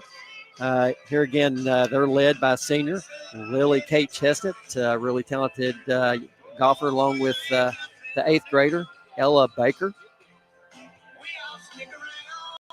They placed 3rd in the Wayne County Invitational and also 3rd in the Madison Central Invitational. 5th in the Pulaski Invitational. Out of they've had 9 matches so far, in 9 holes. They've 9 hole matches. They won 4 and lost 2. Coming up for the Lady Jaguars, they'll be playing in the South Laurel High School Invitational tomorrow at London Country Club on the 26th. They'll be taking on Pulaski Southwestern over at Burnside. On the 28th, they'll be back at home for a 3-team match with North, South, and Corbin. Jumping over to North Laurel Middle School. Football just kicking off tonight, but also middle school girls basketball is in full swing. North Laurel Middle School 6th grade has got off to a hot start. They're 9-3 on the season. This week alone, they've beat Clay County 40-9, and then Knox Central 43-3, and Northern PC 33-17. 7th grade. They are doing just extremely well. Also, they're 10-2. They defeated Clay County 50-8, Knox Central 48-5, and Northern PC 45-14. 8th grade 10-1 on the season. They defeated Clay County 59-40, Knox Central 49-11, Northern PC 78-16 last night. Lot of young talent there at the middle school program. Dickie Booth coming up from East Spurstead to the middle school this year. Looking at the middle school girls schedule coming up on the 23rd. They'll be over at Lincoln County the 25th. Home against Jackson County on the 26th. Be traveling down to Corbin. And on the 28th, big game. South Laurel traveling over to take on North Laurel. That game will be held at the high school with a 5:30 start on that one. North Laurel Middle School football. 6th grade. They're 1-1 on the season. They defeated Belfry, and they lost to Garrett County late in that game. 7th grade. First game is actually tomorrow, so they'll get to kick it off tomorrow. 8th grade, 0-1. They lost to Belfry, 26-22. Tomorrow, as we said, the 6th, 7th, and 8th grade will be playing. They take on Rockcastle at Whitley County in a bowl game on the 28th. They'll be traveling up to Knox Central with a 6th, 7th, and 8th grade game, 6 p.m. start. And on the 4th, be at home against Bell County, and that is only a 6th and 8th grade game only. All right, we're 52 seconds away from the start of the 3rd quarter. We're going to step aside for a 60-second break. Friday Night Lights is brought to you by North Laurel Nation, the official home of North Laurel Athletics and the Jaguar Broadcasting Network and WJTE 98.5.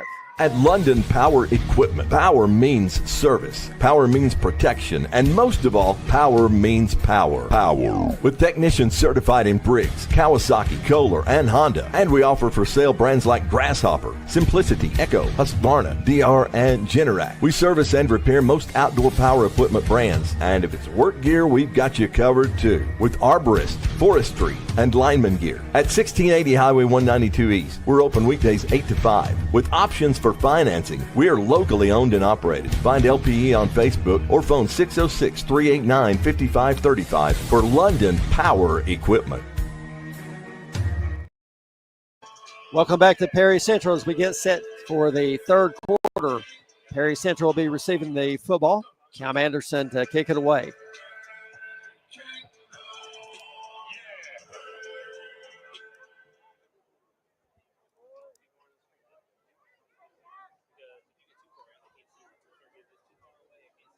We saw Cam Anderson put it in the end zone in the air earlier in the game after that first touchdown.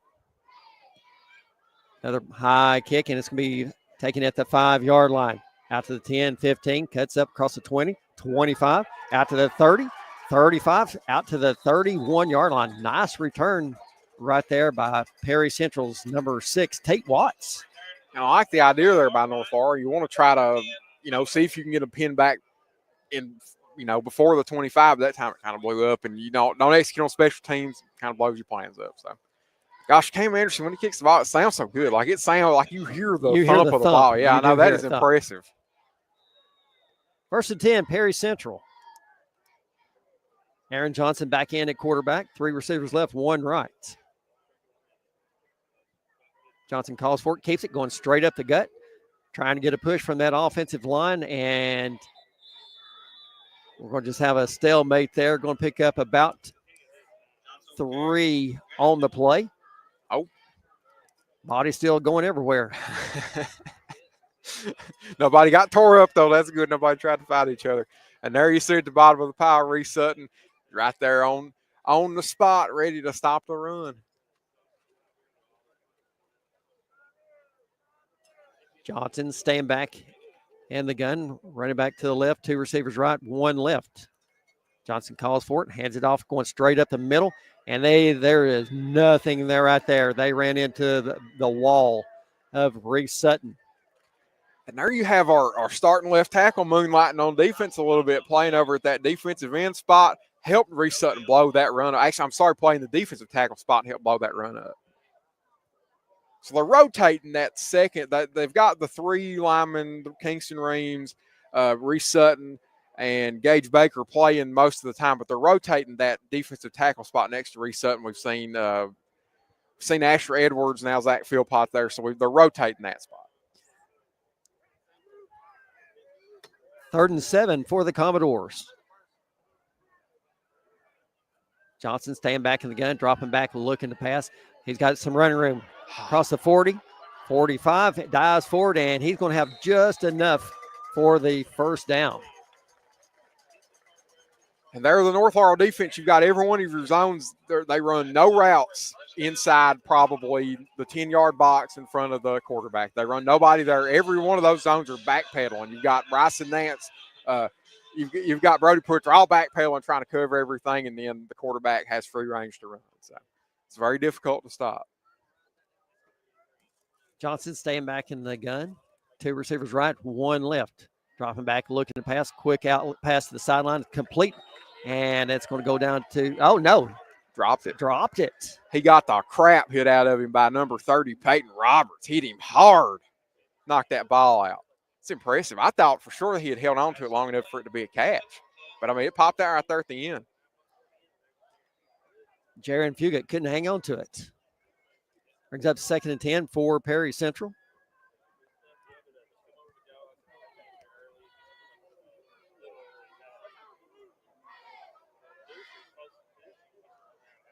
Aaron Johnson back in the gun, 2 receivers right, 1 left.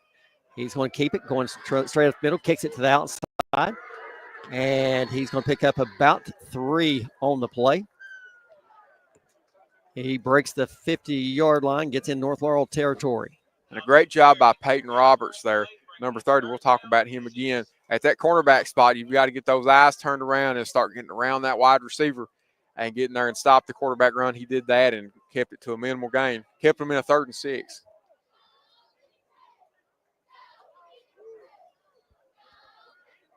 Two receivers left, 2 right.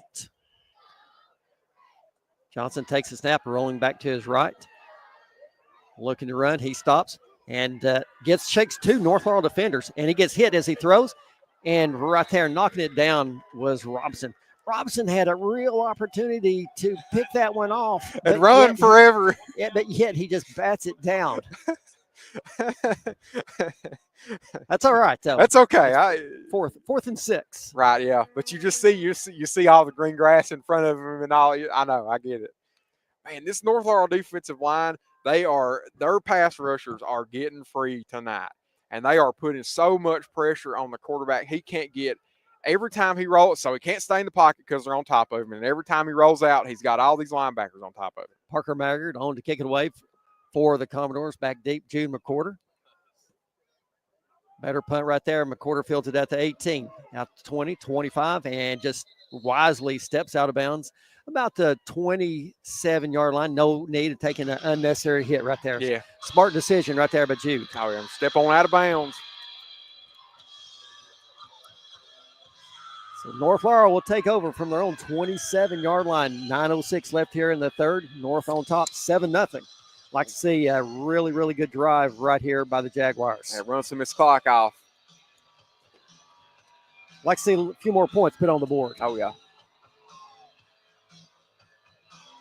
McWhorter and Robinson in the backfield with 2 receivers right, 2 left. Robinson to the right of McWhorter. McWhorter hands it off to Robinson and, McWhorter straight up the middle out to 40, 45, 50, 45, down to the 37-yard line. Listen, you talk about a play fake right there. I mean, I bid on Robinson as well. I did too. And then Jude started shimmying and shaking, man. He is so explosive in space. You can't do much with him. When he gets that head of steam going, he is so slippery. Nobody's going to get him. And he made the perfect decision on that read option too, because he's got the option to hand it to Cooper Robinson, knew he had the gap up the middle and took it. What a play by Jude McWhorter. 1st and 10 in Perry Central territory. Ball spot on the 36. McWhorter keeps it straight up the gut again. Gets down to the 31-yard line. Let him eat up the middle. I mean, the middle of this North Laurel, and that's the other part of this that you have to give credit to, is the middle of this North Laurel offensive line. Braden Fultz, Asher Edwards, and Colton Prime, they all do such a great job and allow Jude McWhorter to use that speed and gain some yards for the Jags. North Laurel facing 2nd and about 5. McWhorter back in the gun. Robinson gets it right up the middle. Makes a couple guys miss. Gets down to 25, and that's going to be enough for a North Laurel first down. And that's impressive. 2 big runs right there by McWhorter and Robinson.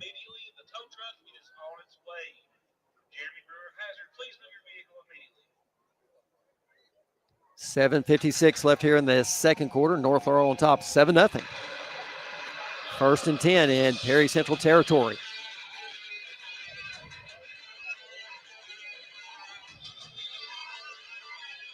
Man, I'm itching. I want to see him take a shot right here. You can still get this first down if you take a shot right here. McWhorter with a snap. Robinson gets it straight up the middle, and he's going to go for 4 more. When you've got 2nd and 6. When you've got a running game that's doing that good, listen, why would you do that? When you're picking up 4 or 5, 6 yards at a time, listen, you keep pounding it down the throats. Yeah, until they stop that, don't throw the ball. It's just so tantalizing over there. I won't throw it. But if they can run it just good, they need to do that. Perry's ball's down to the Perry Central 21-yard line. I'll tell you what, been looking forward to this night for a long time. It's great to see football back in action. Next week, college football starts. Week after that's pro football. Great time of the year. Oh, man, I love it. 2nd and 7 for North Laurel. Same look. 2 left, 2 right.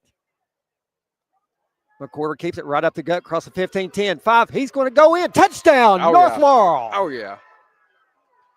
22 yards on the carry for Jude McWhorter. 2nd rushing touchdown of the night for Jude McWhorter. Have a night, Jude McWhorter. Heck yeah. We saw him do it last year. We know he can run the football. He can run the ball. Oh, yeah. And, I mean, it is impressive for a guy his size to be slipping up the middle like that. Nobody can lay hands on him.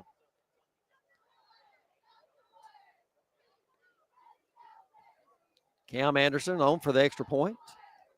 And they really ran the same thing that they run down here on the other end, running that read option. He made the same read. 13 seconds on the play clock. Cam Anderson lining it up.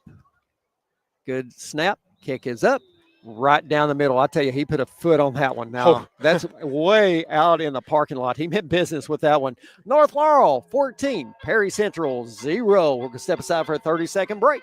You're listening to Friday Night Lights, brought to you by North Laurel Nation, the official home of North Laurel Athletics and Jaguar Broadcasting Network. At Second Mile Behavioral Health, we're here for you in every way possible. We're trained professionals in the mental health field, and we care. We believe in targeted case management and community support. We assess cases like mental health, substance abuse, parenting, anger management, and domestic violence. We take your needs seriously. You can find us on social media or go to secondmilebehavioral.com. Our phone number, 606-657-5504. Matthew chapter 5, verse 41 says, "And whoever compels you to go 1 mile, go with him 2. That's us, Second Mile Behavioral Health. 14-0, 7:07 left in the third quarter. Cam Anderson to kick it away.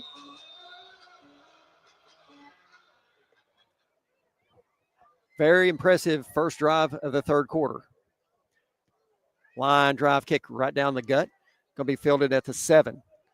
Out to the 15, 20. 22, still on his feet. And right there's a host of Jaguars to take. Number 6, Tate Watts, down at the 26-yard line.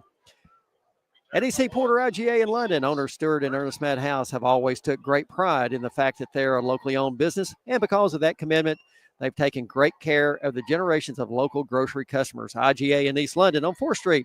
We love our local student athletes. John Root has proudly served as your Laurel County Sheriff for the past 15 years, and he gladly supports all of our area student athletes. Check out their new location at 1380 East Highway 192. Maggard back in at quarterback for the Commodores. 2 receivers left, 2 right.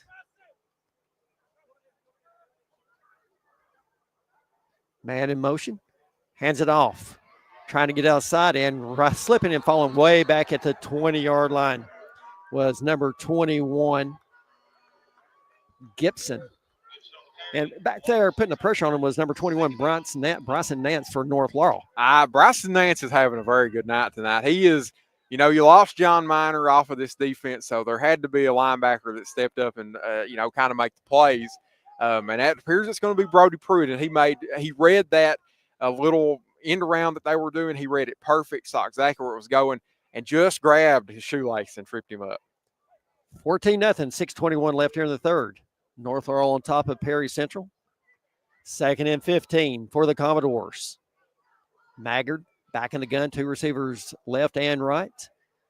Maggard rolling to his right, being forced out of the pocket, and right there, great efforts by number 21, Bryson Nance, in hitting Maggard. Maggard just did his best to get rid of it. Gosh, Bryson Nance is jacked up, and he should be.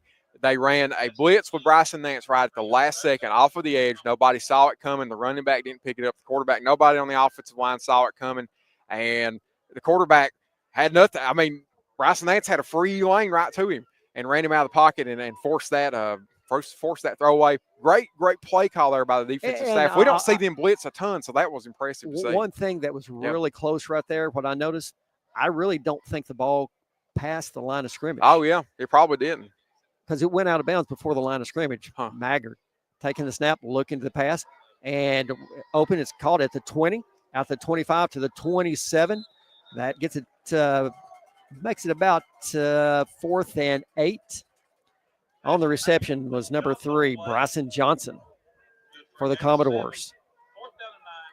Their quarterback has not been real comfortable all night. I think this North Laurel defensive line, especially your 2 edge rushers, Kingston Reams and Gage Baker, are putting so much pressure on him tonight. He really is not able to do anything he wants to do. Jude McCorder back deep for the Jaguars. Parker Maggard kick it away. Good snap. Lot better punt right there. And McCorder's just going to back away from it, and it takes a good Perry Central kick, and it's going to be down to about the 23-yard line. Reese Sutton got his helmet ripped off, and no call. And he's not happy about it. Yeah, no, he ain't. And he actually exchanged some pleasantries with number 19, Colston Neese, who I think was the responsible party. Oh, really? So I'd say Reese may remember that number somewhere down the line. Yeah, probably later in this game, put a big hit on him, probably something like that. I think that's the last person in the world you want to make mad is Reese Sutton. I think he already plays with an anger. You don't want him even more angry. And you can see, you can just see his body language over there. He's mad. Everybody's trying to say, oh, Reese, relax, man. It's okay. No, it ain't okay. 1st and 10, North Laurel from their own 19-yard line. Excuse me, 24-yard line. McCorder back in the gun. 1 receiver right, 1 left. Robinson getting it straight up the middle. Gets across the 25 out to the 27-yard line. And there, Cooper Robinson was met in the hole, but he carried that Perry Central defender that's way bigger than he is, carried him all the way from the line of scrimmage down, to around the 29 or 28. So impressive work there. Brings up 2nd and 7 for North Laurel. 4:45 left here in the third quarter. North on top, 14-0.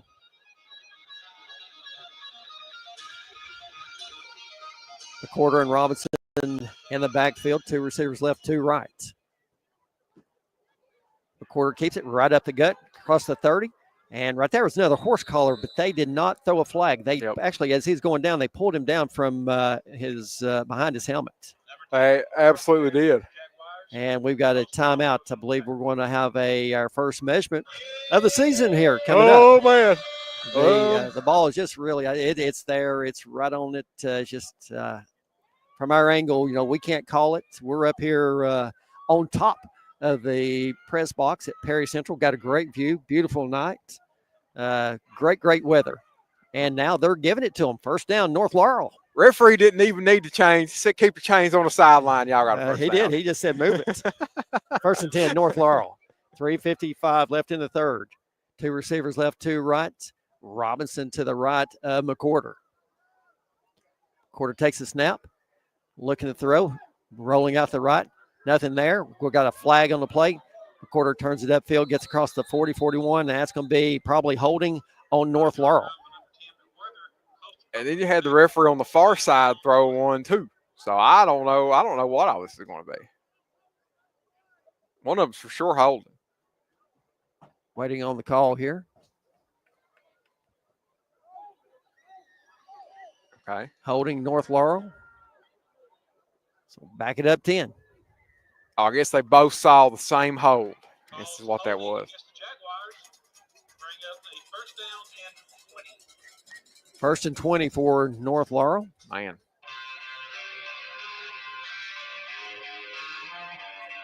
Ball's all the way back on the 24-yard line. Not where they actually started this drive. Yep. 3 receivers left, 1 to the right. McWhorter with the gun, dropping back, looking to pass. And it's caught out at the 35 yard line. Well done right there. Uh-oh. Got a North Laurel player a little bit shaken up. Really can't get a number on him yet. Got a cramp. Yep. Number I think it's 16. I think it's Colton Gilbert down on the ground. You got that right. You're on it, partner. And that's good. He really took a pretty good hit from 2 Perry Central players there, and I thought maybe just got the wind knocked out of him. But turns out just cramping up. Yeah, they're over there giving him some water or something. But yeah, what a way for North Laurel to kind of mitigate your losses there. You're in the first and 10, and you cut it in half. Now you're in the second and 10. You do something with this, and a good throw by Drew McWhorter too. He hit Colton right where he needed to, and he held on to the pass. So great job. I didn't see anybody call a timeout, and the officials are walking over to North Laurel and Perry Central. I think I guess it's an injury timeout. I don't know.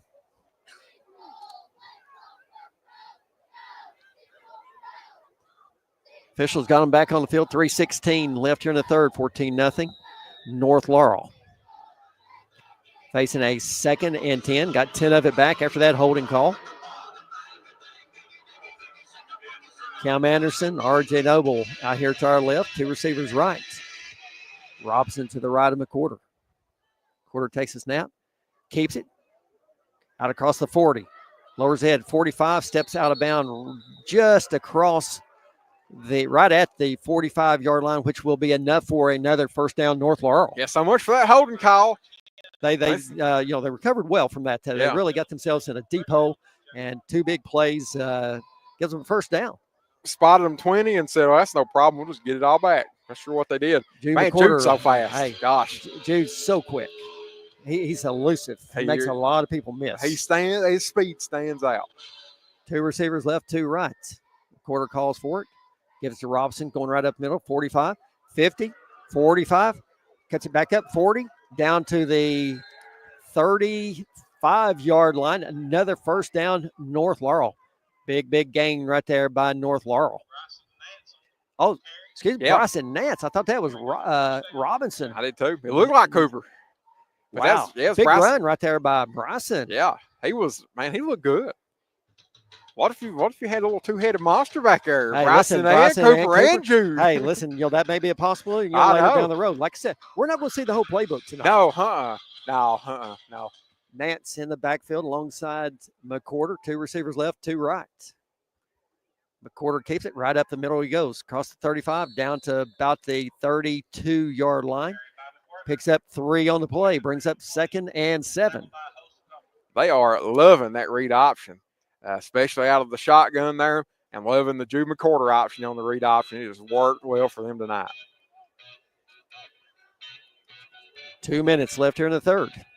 And we may not see them run anything else the rest of the game. They may run a couple different plays, but it seems like that read option, Perry Central's having a hard time doing anything about it, and I just keep on running that. Nance and McCorder are in the backfield. 2 receivers right, 2 left. McCorder's going to keep it, and he dives forward. And, you know, that play, I think, was maybe a little busted right there. McCorder really never had an opportunity to get anything on that one. Yeah, they were in the backfield before Jude really had a chance to do much of anything. 1:20 left here in the fourth. North on top, hanging on the 14-0 lead. Facing a 3rd and 7 from the Perry Central 32-yard line. Oh, gosh, they got R.J. Noble in press coverage down here on the bottom. Back to Nance, and nothing there. Big defensive stand by. Oh, right there.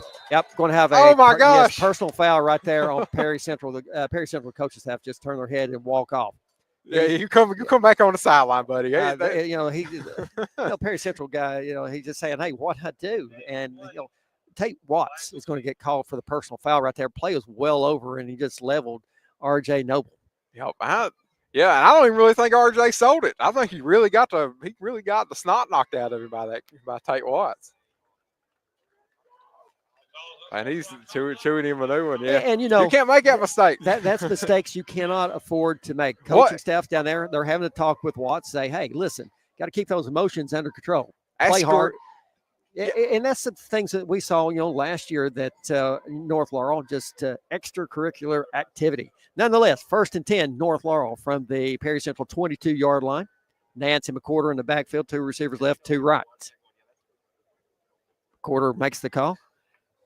Goes straight up the middle, lowers his head, keeping those feet turning, gets down to about the 14-yard line, looks like. Give him 3 on the play, bringing up 2nd and 7.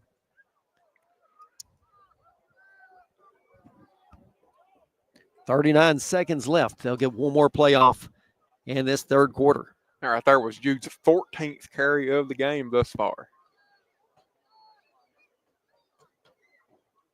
Robinson back in behind McCorder. 2 receivers left, 2 to the right. McCorder with a snap, give it to Robinson, cut straight up the middle, trying to get outside, and he's slung down across the 10, and they're going to give him the 9. Going to bring up about 3rd and maybe about 2. And that is going to do it for the third quarter play. North Laurel on top of Perry Central. 14-0. Friday Night Lights is brought to you by North Laurel Nation, the official home of North Laurel Athletics and the Jaguar Broadcasting Network and WJT 98.5. Fat Butts Barbecue has a new location in London, just north of the Kentucky State Police Post. Find our amazing menu on Facebook and online at fatbuttsbbq.com. That's PHATBUTTZBBQ.com. Whether it's a hankin' for some loaded nachos or pulled pork or sliced beef, also don't forget our delicious blown-up burnt-ends and our outstanding ranch-based potato salad. There are so many mouth-watering menu items you'll just have to taste and see for yourself. Fat Butts, lunch or dinner. US 25 north of London in the Pittsburgh Plaza. Phone 606-712-4026. Welcome into Perry Central, 14-0 as we get set for the fourth quarter play. North Laurel's knocking on the door, ringing up 6 more, Jerry. I think they're about to put it on and probably start putting this one away. Start chewing the clock a little bit, letting that clock run. And keep the ball on the ground, too. I know I'm over here screaming up passing, but they need to run the ball. It's working so well for them tonight. And it's a testament to the work this North Laurel offensive line has put in the offseason. Everybody, Cooper Robinson too, Jude McCorder, all the work they put in, it's really paying off tonight. And, man, gosh, I hope they can keep this running game going the rest of the season, because if they can, it's going to be It'll be good. Going to be about 3rd and 2 for the Jaguars. Ball spotted on the Perry Central 9-yard line. Looks like they got to get across probably the 7-yard line for the first down. I think they've got it as a 3rd and 3 on the scoreboard, but I believe it's about a 3rd and 2. It's 2. Yes. 3rd 2.5. They got the ball, well, on the scoreboard, they got the ball on the 10, and it's actually spotted right on the 9-yard line. 3rd and 2 for North Laurel. Maybe they need to put the clock operator on the roof and put us downstairs because we can see it pretty good up here. They might not be able to see that good down there. 14-0. North Laurel looking to put 6 more on the board. Give himself a little bit more cushion. Overall, North Laurel's looked pretty good. Had a few breakdowns early in that first half on the defense side with the running game. And they're packing it in. North Laurel. Jude McCorder takes a snap, running left. And he runs in, but we've got flags. No. Oh, man. Yep, we've got flags on the field, so that's going to take away that 6. Gosh, that was so well executed by North Laurel. Coach Nelson, all he could do is walk away, put his hands on the head. They executed so well, they got called for a penalty. But I like what they did there. I mean, they put every blocker they had on one side, other than the offensive line, put about three blockers over there and let them rip. I mean, that's a pretty neat little play design. Well, I mean, it really just sucked everybody right there into the middle. They thought, okay, they're going to just give a hard push straight up the middle. And then they all shifted right at the last second. Yeah, and McCorder, broke it to the outside. So instead of touchdown, we're facing a 3rd and 13, ball back at the 19-yard line. Got to get to roughly the 7 for the first down. Going with the same look, only lining it up to the right this time. McCorder back in the gun, takes the snap. He's going right. He gets out to the 15, cuts it up, 10, lowers his head, gets down to about the 7-yard line. That's going to be really close. This is going to depend on the spot from the official, whether it's a first down or not. I'm going to say that is a 4th and about an inch. Or no, it's about a 4th and 2. I think they spot. Well, no. I can't say. Yeah, it's 4th and short. At this point, you go. You go for it. Yeah, oh, yeah. I say pull that tush push back out like they did to score that first touchdown. That's what they're doing, too. Yeah, that's what they're going to do. Perry Central really trying to pack that inside. They give it to Robinson. He pops outside, gets across the 5, down to the 4, and that's going to be enough for a North Laurel first down. First and go for the Jaguars. Perfect play call right there. You've got the entirety of the Perry Central defense packed inside. They kick it outside. Cooper Robinson only had a couple guys to beat to get to the first down. First and goal for the North Laurel Jaguars. 10:58 left here in the fourth quarter. Looking to hang 6 more on that board. Hey, this ain't the worst thing in the world either. The clock just keeps on running.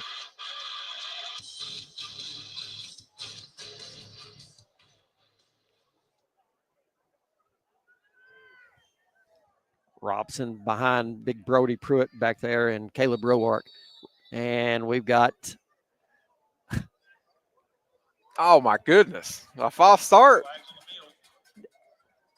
Wonder who they got. False start on the offense. They not giving the numbers here tonight. Generally, they will give the player who did what. But boy, I sure didn't see anything. I didn't either. But what was so odd, the official didn't throw the flag until late. I mean, he was blowing his whistle. I don't know if he forgot to throw the flag or what, but it was definitely a late flag.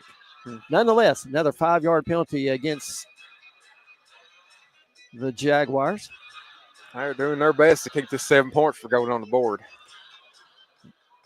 Pushes the ball back to the 9-yard line. Still first and goal. McCorder takes the snap, hands it off to Robinson, going straight up the middle, across the 5, down to the 3, down to the 2 before he loses his bounce.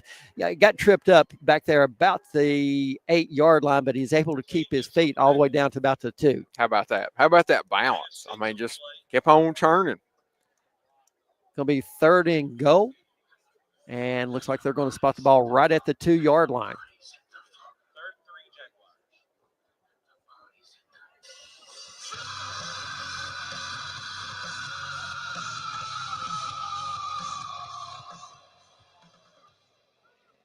Robinson behind those two big guys again out there, Pruitt and Roark. Gets it. Going straight in. Touchdown, North Laurel. No flags. Robinson for the touchdown. 3 rushing touchdowns for the North Laurel Jaguars tonight. How about that? The middle of this offensive line is doing such a great job tonight. I mean, and Cooper Robinson, he still got to knock some people off of him, and he did that. And he could have kept on running. He could have run all the way back to London if he wanted to. Cam Anderson on for the extra point. Perfect on the night. Houchins to put it down for him. Good snap. Kick is up. Right down the middle. North Laurel 21. Perry Central nothing. Friday Night Lights is brought to you by North Laurel Nation, official home of North Laurel Athletics and the Jaguar Broadcasting Network. Gondolier Italian Restaurant of London is a proud supporter of North Laurel Athletics. Locally owned and operated, Doyle Jones and his family and staff use only the freshest ingredients with the largest menu selection around. Here are just a few of the things folks are saying about Gondolier. Fast, friendly service. Everything was delicious. While another satisfied customer says great service and staff. The food is amazing and has yet to disappoint. GondelierofLondon.com. North Laurel and Gondolier are a winning team. 21-0. North Laurel on top of Perry Central. 9:33 left here in the fourth quarter. Tanya and her staff at Excel Physical Therapy stand ready to meet all your physical therapy needs, and they love to support the green and blue of North Laurel. See Tanya today across from the North Main CVS. Cam Anderson on to kick it away for the North Laurel Jaguars. It's going to be taken about the 5-yard line by Watts. Got the 10, the 15, across the 25, right up the middle, 30, 35, about that 36-yard line.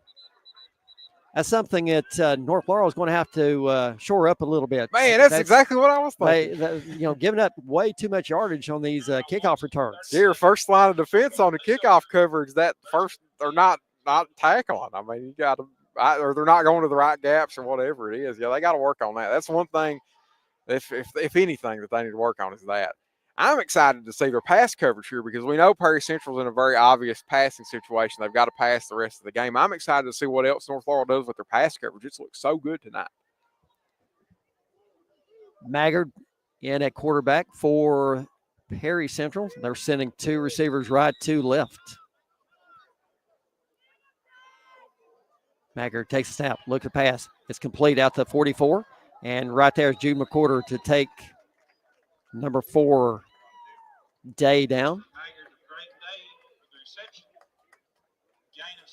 Okay, and so that time they blitzed Bryson Nance again, they let him, if he felt like he was going to get in there, he could blitz, and if he didn't feel like he could get free, then he needed to back up. And that's exactly where they threw the ball, was where he blitzed from. 2nd and 4. Maggard dropping back, looking to pass, trying to get outside. There's holding. Yeah, holding. It's complete out to 50, down to 45, 40, down to the 37-yard line. My goodness, how can you not call a holding on number 77 of Perry Central? I mean, and the official is right there. But I don't care how much they're down, it don't matter. I mean, it's a hold. A hold is a hold. A hold is the same today, tomorrow, regardless of what the score is. They need to call the hold.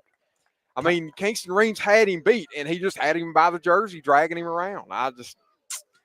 They got to call that. Can't not call it. Tyler Robinson on the reception for Perry Central. Got it in North Laurel territory. Ball spotted on the 38-yard line. Maggard back in the gun again. 2 receivers left, 2 right. Low snap. Maggard rolling to the left. He's been flushed out of the pocket. We got a flag, and he's going to be taken down. Right there is going to be a horse collar on North Laurel. We're going to have a holding call on Perry Central, and we got a horse collar on Reese Sutton. Well, I guess those offset.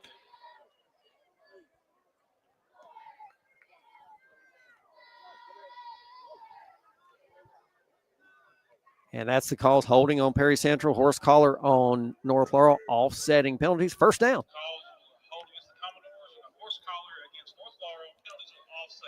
Remains first down. 8:20 left here in the fourth quarter. North Laurel on top, 21-0. And that was kind of a makeup call because that was not a hold. The other one was a hold. That was not. That's correct. Maggard stand back in the shotgun. 2 receivers left, 2 right. Dropping back, looking to pass. Looking across the middle, and he is going to be taken down. Oh, my gosh. Way back.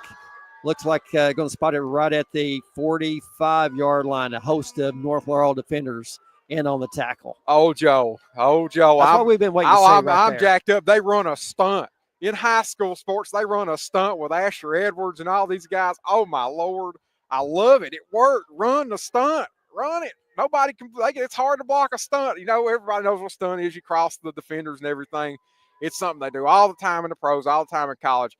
I don't think I've seen a stunt from North Laurel. The last year I've been in colonies, I've not seen a stunt the whole time they did it. The first time they do it, they get a sack. I say stunt every play, stunt all the time. 2nd and 17. Ball back on the 45. 2 receivers right, 2 left. Maggard back in the gun. Maggard dropping back, looking to pass, little screen pass. And that ball should be live. It's going to go out of bounds because the receiver was behind him. North Laurel, I don't think, really realized that was a live ball. But fortunate break for Perry Central. It goes out of bounds. Yeah. And Maggard there, he had Reese Sutton right on top of him. About the time he got the snap, Reese Sutton was back there with him. And so was Gage Baker, man. This North Laurel defensive line, they are playing out of their minds right now. I mean, just and this incredible. is what we've expected. That's what we've expected to see out of North Laurel. This is a big defense, but this line is incredibly big. Brings up 3rd and 17. They've got to get it across the 28 for the first down. Maggard staying back in the gun, dropping back, looking to pass. Oh, my gosh, they run it up. Looking across the middle, got a receiver wide open at the 25. Ow. And that's a big hit. Yeah, that's going to be a first down. Big reception right there by Tyler Robinson. He caught it, but he paid for it. Cooper Robinson hit him right in the ribs. But he paid for that. They run another stunt that time, and what I love about that is you've got Reese Sutton. He goes from playing against the guard to now he's playing edge rusher coming around on the outside, and he almost got to Maggard that time. I love it. I mean, I'd say I'd do that again, let Reese try to play edge rusher again. 1st and 10 from the North Laurel 24-yard line. 7:04 left here in the third. North Laurel on top, 21-0. Maggard staying back in the gun. Back there with him is number 21, Gibson. 2 receivers left, 2 right. Maggard dropping back. He's been flushed out of the pocket, rolling to the right, trying to run with it, and he is going to slide down out of bounds, and he's going to be right at the 25-yard line. They might give him the line of scrimmage. We'll wait on the spot there. I just want it to be known that Reese Sutton gets held every play. He was held again right there. He was held. I mean, right around the collar. Right in front of the official. And we've got a timeout on the field. North Laurel 21, Perry Central 0. We're going to step aside for a 30-second break. Life is full of surprises. Some good, some unexpected. That's why you need protection for your home, your car, and your family's future. I'm Agent Jimmy Storm, your local Kentucky Farm Bureau agent, and I'll help you find personalized coverage that fits your needs and your budget. Call me today at 606-528-2030 for a free quote and a peace of mind. Welcome back to Perry Central. North Laurel on top, 21-0. 6:44 left here in the fourth. At London Power Equipment, power means power, and getting to know Brad and Jessica Baker and their friendly staff equals savings for you. Now supplying Ferris products along with our other awesome lines. We're your power source. LPE proudly supports all local athletes. Newest local Kentucky Farm Bureau agent Jimmy Storm stands ready to assist you with any and all your insurance needs. Jimmy is a North Laurel alum, and Farm Bureau is your place for insurance. Kentucky Farm Bureau agent Jimmy Storm, located in Southern Laurel County, proudly supports North Laurel athletics. 2nd and 10 for Perry Central. Maggard back in the shotgun. 2 receivers left, 2 right. Takes a snap, looks to the left, dumps it off across the middle. Nothing there. There was no receiver there.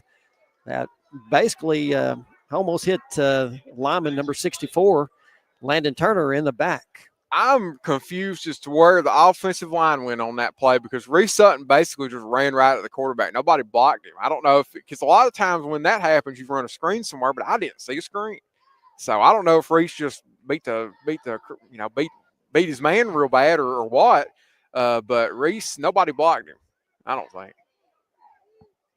3rd and 10 for the Commodores, 6:40 on the clock here in the fourth. Same look. Maggard stand back in the gun. Maggard dropping back, looking to pass. He's flushed out of the pocket. He's running straight up the middle, and He is going to go for a short gain. Ball pops loose, but he was already down. He gets it to the 21 as his helmet comes off. Got to come off the field. Coming back in is the starting quarterback, number 7, Aaron Johnson. And I love the rush back to the quarterback. You know, Kingston Reams and Gage Baker, they've flushed toward the quarterback. Well, now they got to go backwards and get him, go back upfield. They both did a great job doing that. 4th and about 7 for the Commodores. Got to get across the 15 for the first down. Aaron Johnson looking at the coach, getting the play with 13 left on the play clock.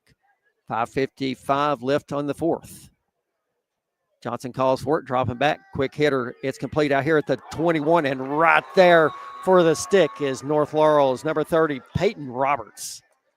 Peyton Roberts laid. This is the second time we've seen him lay the boom tonight, and we've got the North Laurel coaching staff right here next to us. They were jacked up about that one too. They loved it. That was great hit. Mm-hmm. Oh yeah. You know, they're trying to get that one-on-one, hoping that he can shake that first defender.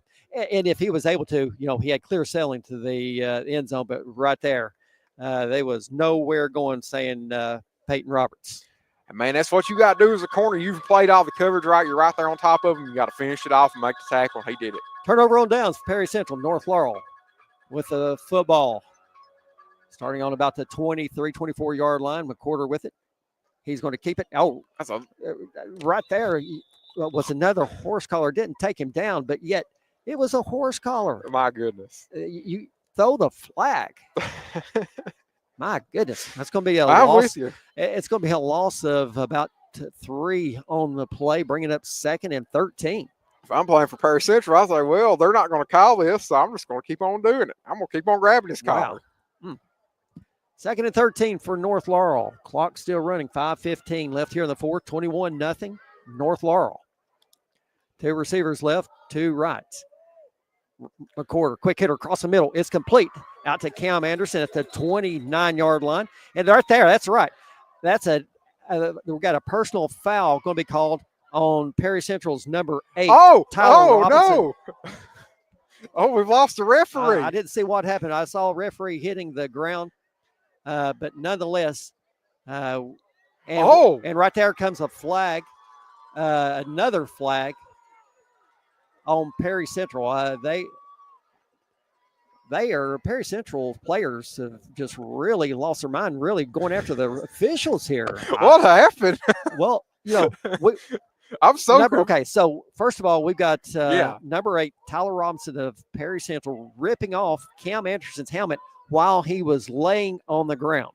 And then we had another player say something, I believe possibly it may have been number 6, Tate Watts, said something to the official, and that we saw another flag come flying in. So, you know, we'll just have to wait for the stripes to sort this one out.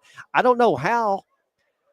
See, I don't even think the referee wasn't even mad about getting pushed down. I think that he was okay with that because he didn't get up and then throw the flag, right? So, and I think that was an accident that got pushed down. But one of these boys down here said something real obscene to that referee. The flag was, was consistent with somebody who just got. Okay, so we got a face mask, Perry Central, unsportsmanlike conduct, Perry Central. Is that 30 yards? Right, 25. But why did the official take the ball all the way back to the line of scrimmage? That all happened after the play. And there's a lot of discussion down here with Perry Central. Okay, now they're marching it off. Yeah. Okay. Yeah. That referee's reaction was consistent with somebody that just had something real awful said to him by about a 17-year-old. So. That is going to take it all the way down to the Perry Central 49-yard line. Boy, man, you got to keep your mouth shut down there. But looking down there right now, number 6, Tate Watts, is still arguing with the official. The coaches have to go get him and pull him off the field. Yeah, he's going to have a long week in front of him. It's 2 personal fouls. 1st and 10, North Laurel, 5:03 left here in the 4th quarter. The quarter back in the gun, 2 receivers left, 2 right. Nance gets it going straight up the middle, gets across the 45 down to the 44-yard line. Pick up at 5, brings up 2nd and 5 for North Laurel. Yeah, man, Bryson Nance, a couple good runs here this half by him.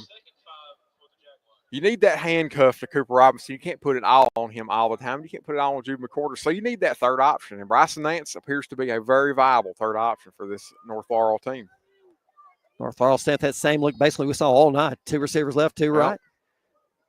Nance gets it straight up the middle, down the 40, 35. He's got running room. 30, 20, 15, 10, 5. Touchdown! Nance, North Laurel. North Laurel, we got a flag down back here at the 34-yard line. Oh, my gosh. Yep, it's going to, I believe, go against North Laurel. You got to be kidding me. Oh, man. That was a good run by Bryson Nance. Hey, heck of a run by Nance. Yeah, you can't. Holding North Laurel. It may not show up in the box score, but everybody over here knows what happened on that play. My goodness. 10-yard penalty from the spot of the foul. It was already a first down, so the penalty is marched off from the 34-yard line. And that pushes it back to the 44. So 2nd and 5, North Laurel. Man, ain't it fun that we're mad about holding calls up 21. I love it. This is the best spot to be in as a fan, man. You just gotta have to be excited about that. 4:21 left here in the fourth. North Laurel 21, Perry Central 0. Robinson back in for Nance. 2 receivers right, 2 left. Robinson to the left of McCorder. 2nd and 5. McCorder with a snap. Gives it to Robinson. Lowers his head. And not much there. Gets back basically to the line of scrimmage. Brings up 3rd and 5. Game 1 for the Jaguars. Coastal Commodores on tackle.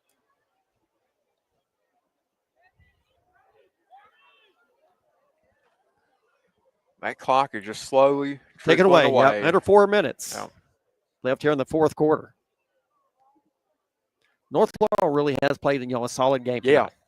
Yeah, you have to be excited about that. I mean, they've not done a lot of bad things. Not had a ton of mental errors. And then they've just executed well. Their defense has played flawless almost all night. 3rd and 5.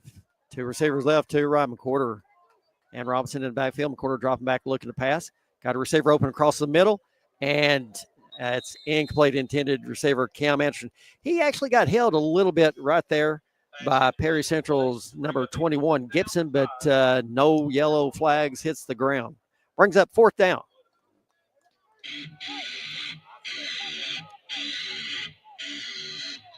I mean, at this point, you go for it. Oh, yeah.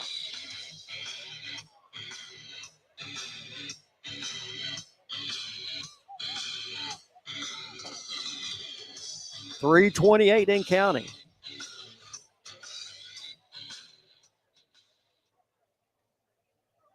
Robinson and McCorder in the backfield. 2 receivers left, 2 right. McCorder dropping back to pass. He's flushed out of the pocket. Not much running room there. Turns it upfield. Gets across the 40, and it's going to be just shy of the first down. Oh, and he did not get a favorable spot whatsoever right there, unfortunately. And wow. North Laurel is going to turn it over on downs. Man.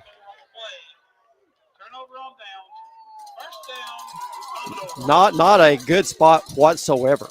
And what I don't like about that, the official on the sideline was trailing the play.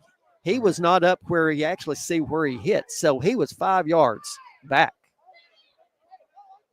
Yeah, he saw it better than anybody did. Hey, God. Turnover on downs.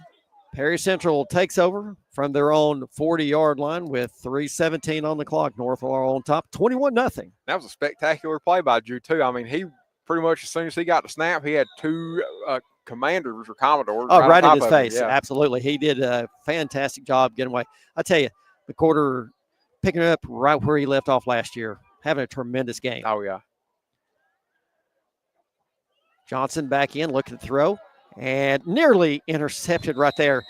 If North Laurel's number 30, Peyton Roberts, had his head up right there, he could have possibly had a pick right there. He sure could have. Because Johnson overthrew the intended receiver. And I love how active the defensive line is getting their hands up for a pass. They know that pass is coming. You saw Reese Sutton and Gage Baker both stick those hands up because sometimes you're going to knock those down. I mean, that's so we didn't see that a lot last year. I love that they're doing that now.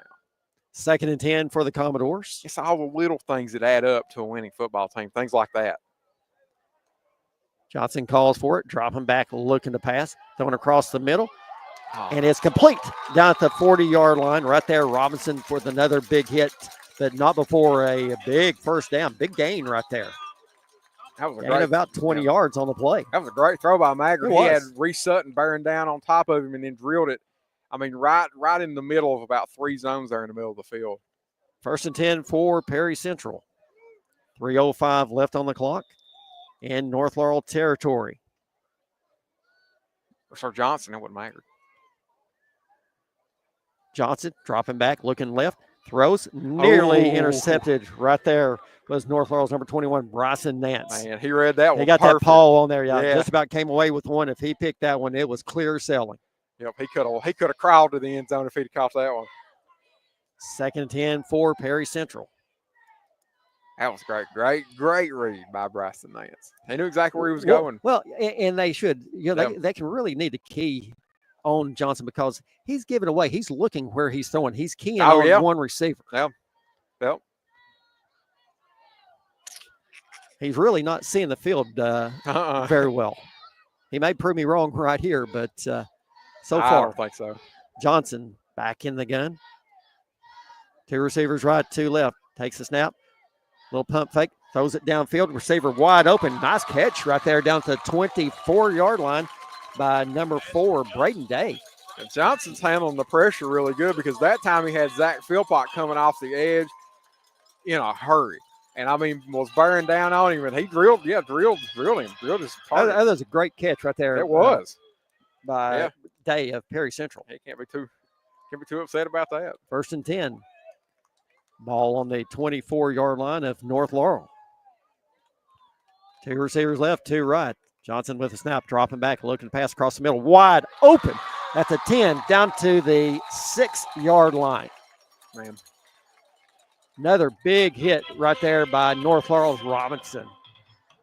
Got a player down for Perry Central. Really can't see the number. Tyler Robinson is the player shaken up, number 8. Yeah, they took a big time hit from Brody Pruitt on that play.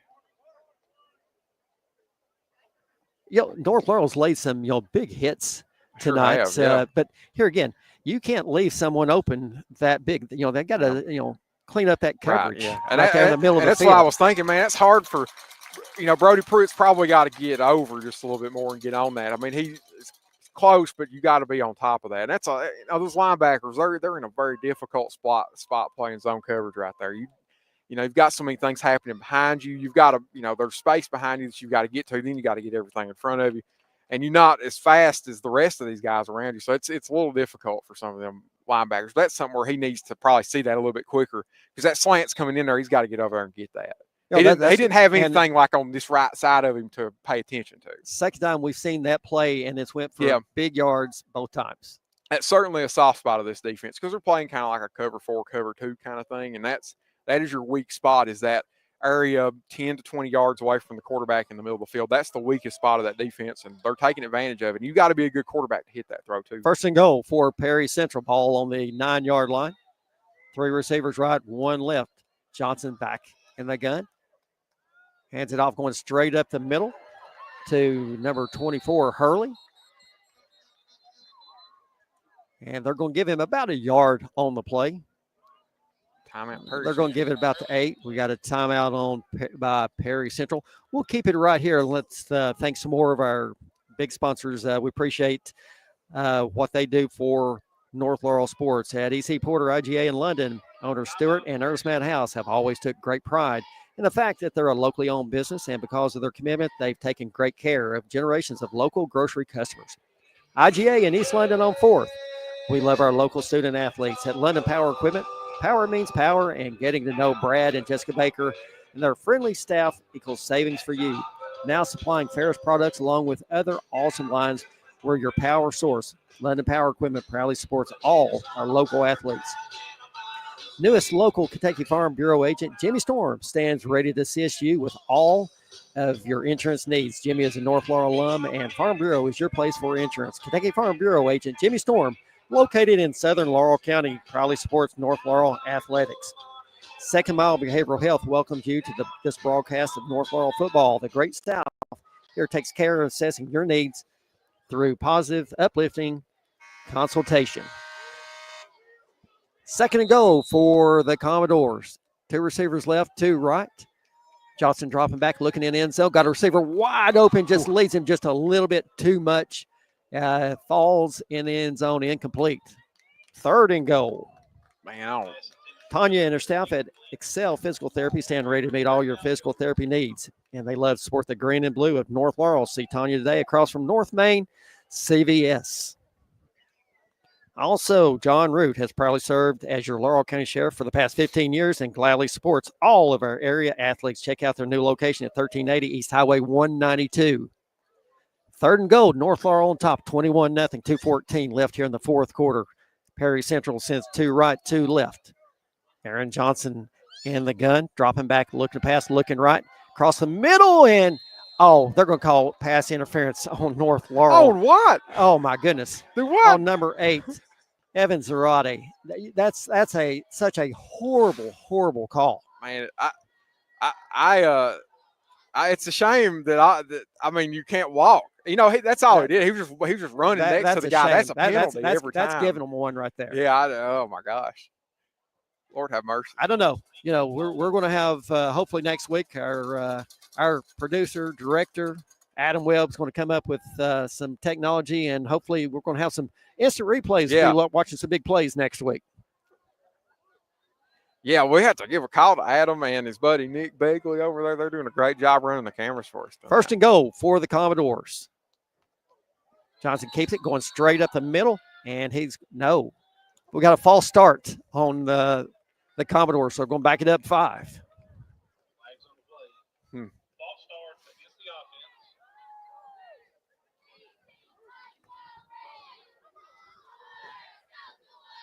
I think everybody knows how we feel about the referees. I'm going to try to stop complaining about them, but man, they got a hard job. Listen, it's a hard. Yeah, they do. They do have a hard job, and we're North Homers, and we traveled up here to Perry Central, a beautiful facility, a really nice facility up here.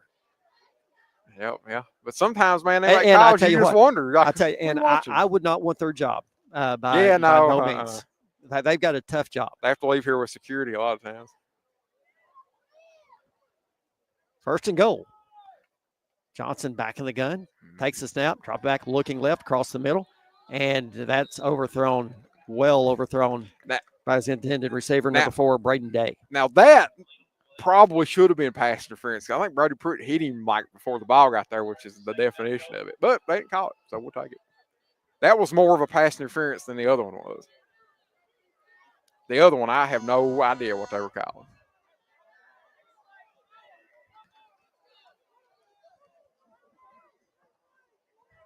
Johnson goes to the sideline, coming back to the huddle with the play.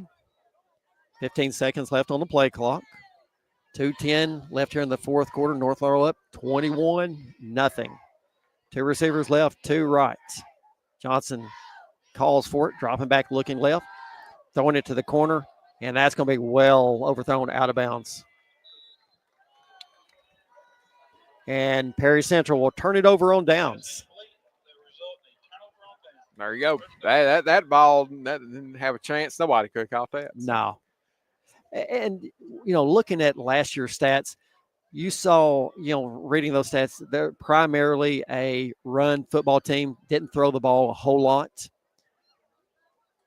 And, it's kind of carried over, same thing this year, pretty much run dominant. And listen, they've had some big plays. They've hit for some big pass plays tonight. They sure did. That last drive was the best they looked on the pass all night. Yeah, that North Laurel, they found a hole back there in that between the safety and the linebacker. Right. That's the spot in that coverage that they're going to give up a lot of plays. 8 seconds on the play clock, missing a player. 4 seconds. They need timeout. Yeah, just 2 seconds. Time. They got 12 on the field right now. Oh, well. They get it to Robson, cuts outside, across the 10, out to the 15. And North Laurel lucky to get that one off. Yeah, right. They were subbing in with about, you said 4 seconds left, and then they had somebody else walking around over here on the field. So that was, had 12 on the field at one time. 2nd and 3 for the Jaguars. 1:40 and counting here in the game. North Laurel on top, 21-0. I'm proud of Perry Central for not calling their timeouts either. They know this game is over. There's no need to prolong the suffering.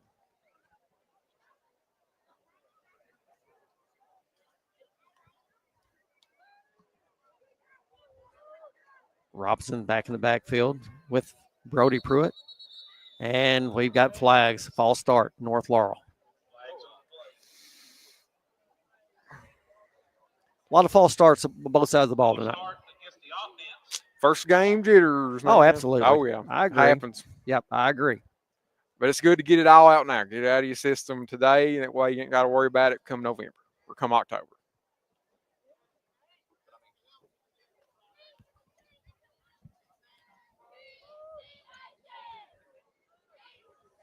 .112 and counting.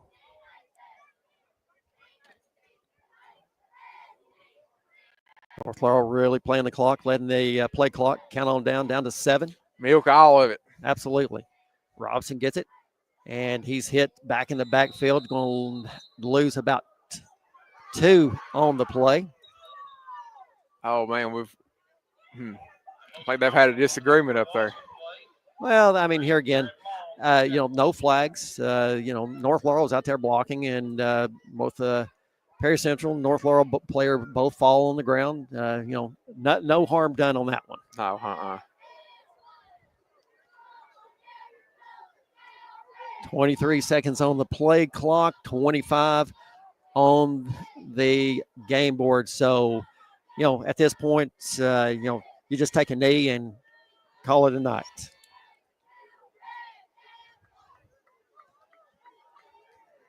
Third and 11, and that's what North Laurel's doing. They're going in victory formation, and McCorder takes the snap, puts a knee down. 2 seconds, 1 second. North Laurel opens the season with a 21-0 over the Commodores of Perry Central. We're going to step aside for about a 2-minute break, and we'll be back to wrap this one up. Friday Night Lights is brought to you by North Laurel Nation, the official home of North Laurel Athletics and the Jaguar Broadcasting Network and WJTE 98.5. Life is full of surprises. Some good, some unexpected. That's why you need protection for your home, your car, and your family's future. I'm Agent Jimmy Storm, your local Kentucky Farm Bureau agent, and I'll help you find personalized coverage that fits your needs and your budget. Call me today at 606-528-2030 for a free quote and a peace of mind. At Second Mile Behavioral Health, we're here for you in every way possible. We're trained professionals in the mental health field, and we care. We believe in targeted case management and community support. We assess cases like mental health, substance abuse, parenting, anger management, and domestic violence. We take your needs seriously. You can find us on social media or go to secondmilebehavioral.com. Our phone number, 606-657-5504. Matthew chapter 5, verse 41 says, "And whoever compels you to go 1 mile, go with him too." That's us, Second Mile Behavioral Health.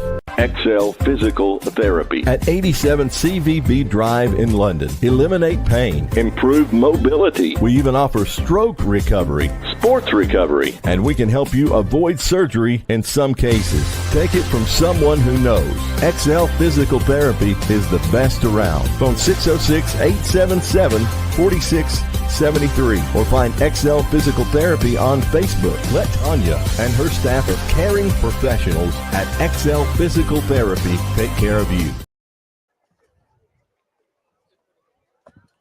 Welcome back to Perry Central. North Laurel coming away with a big win, 21-0 on opening night of Friday Night Lights.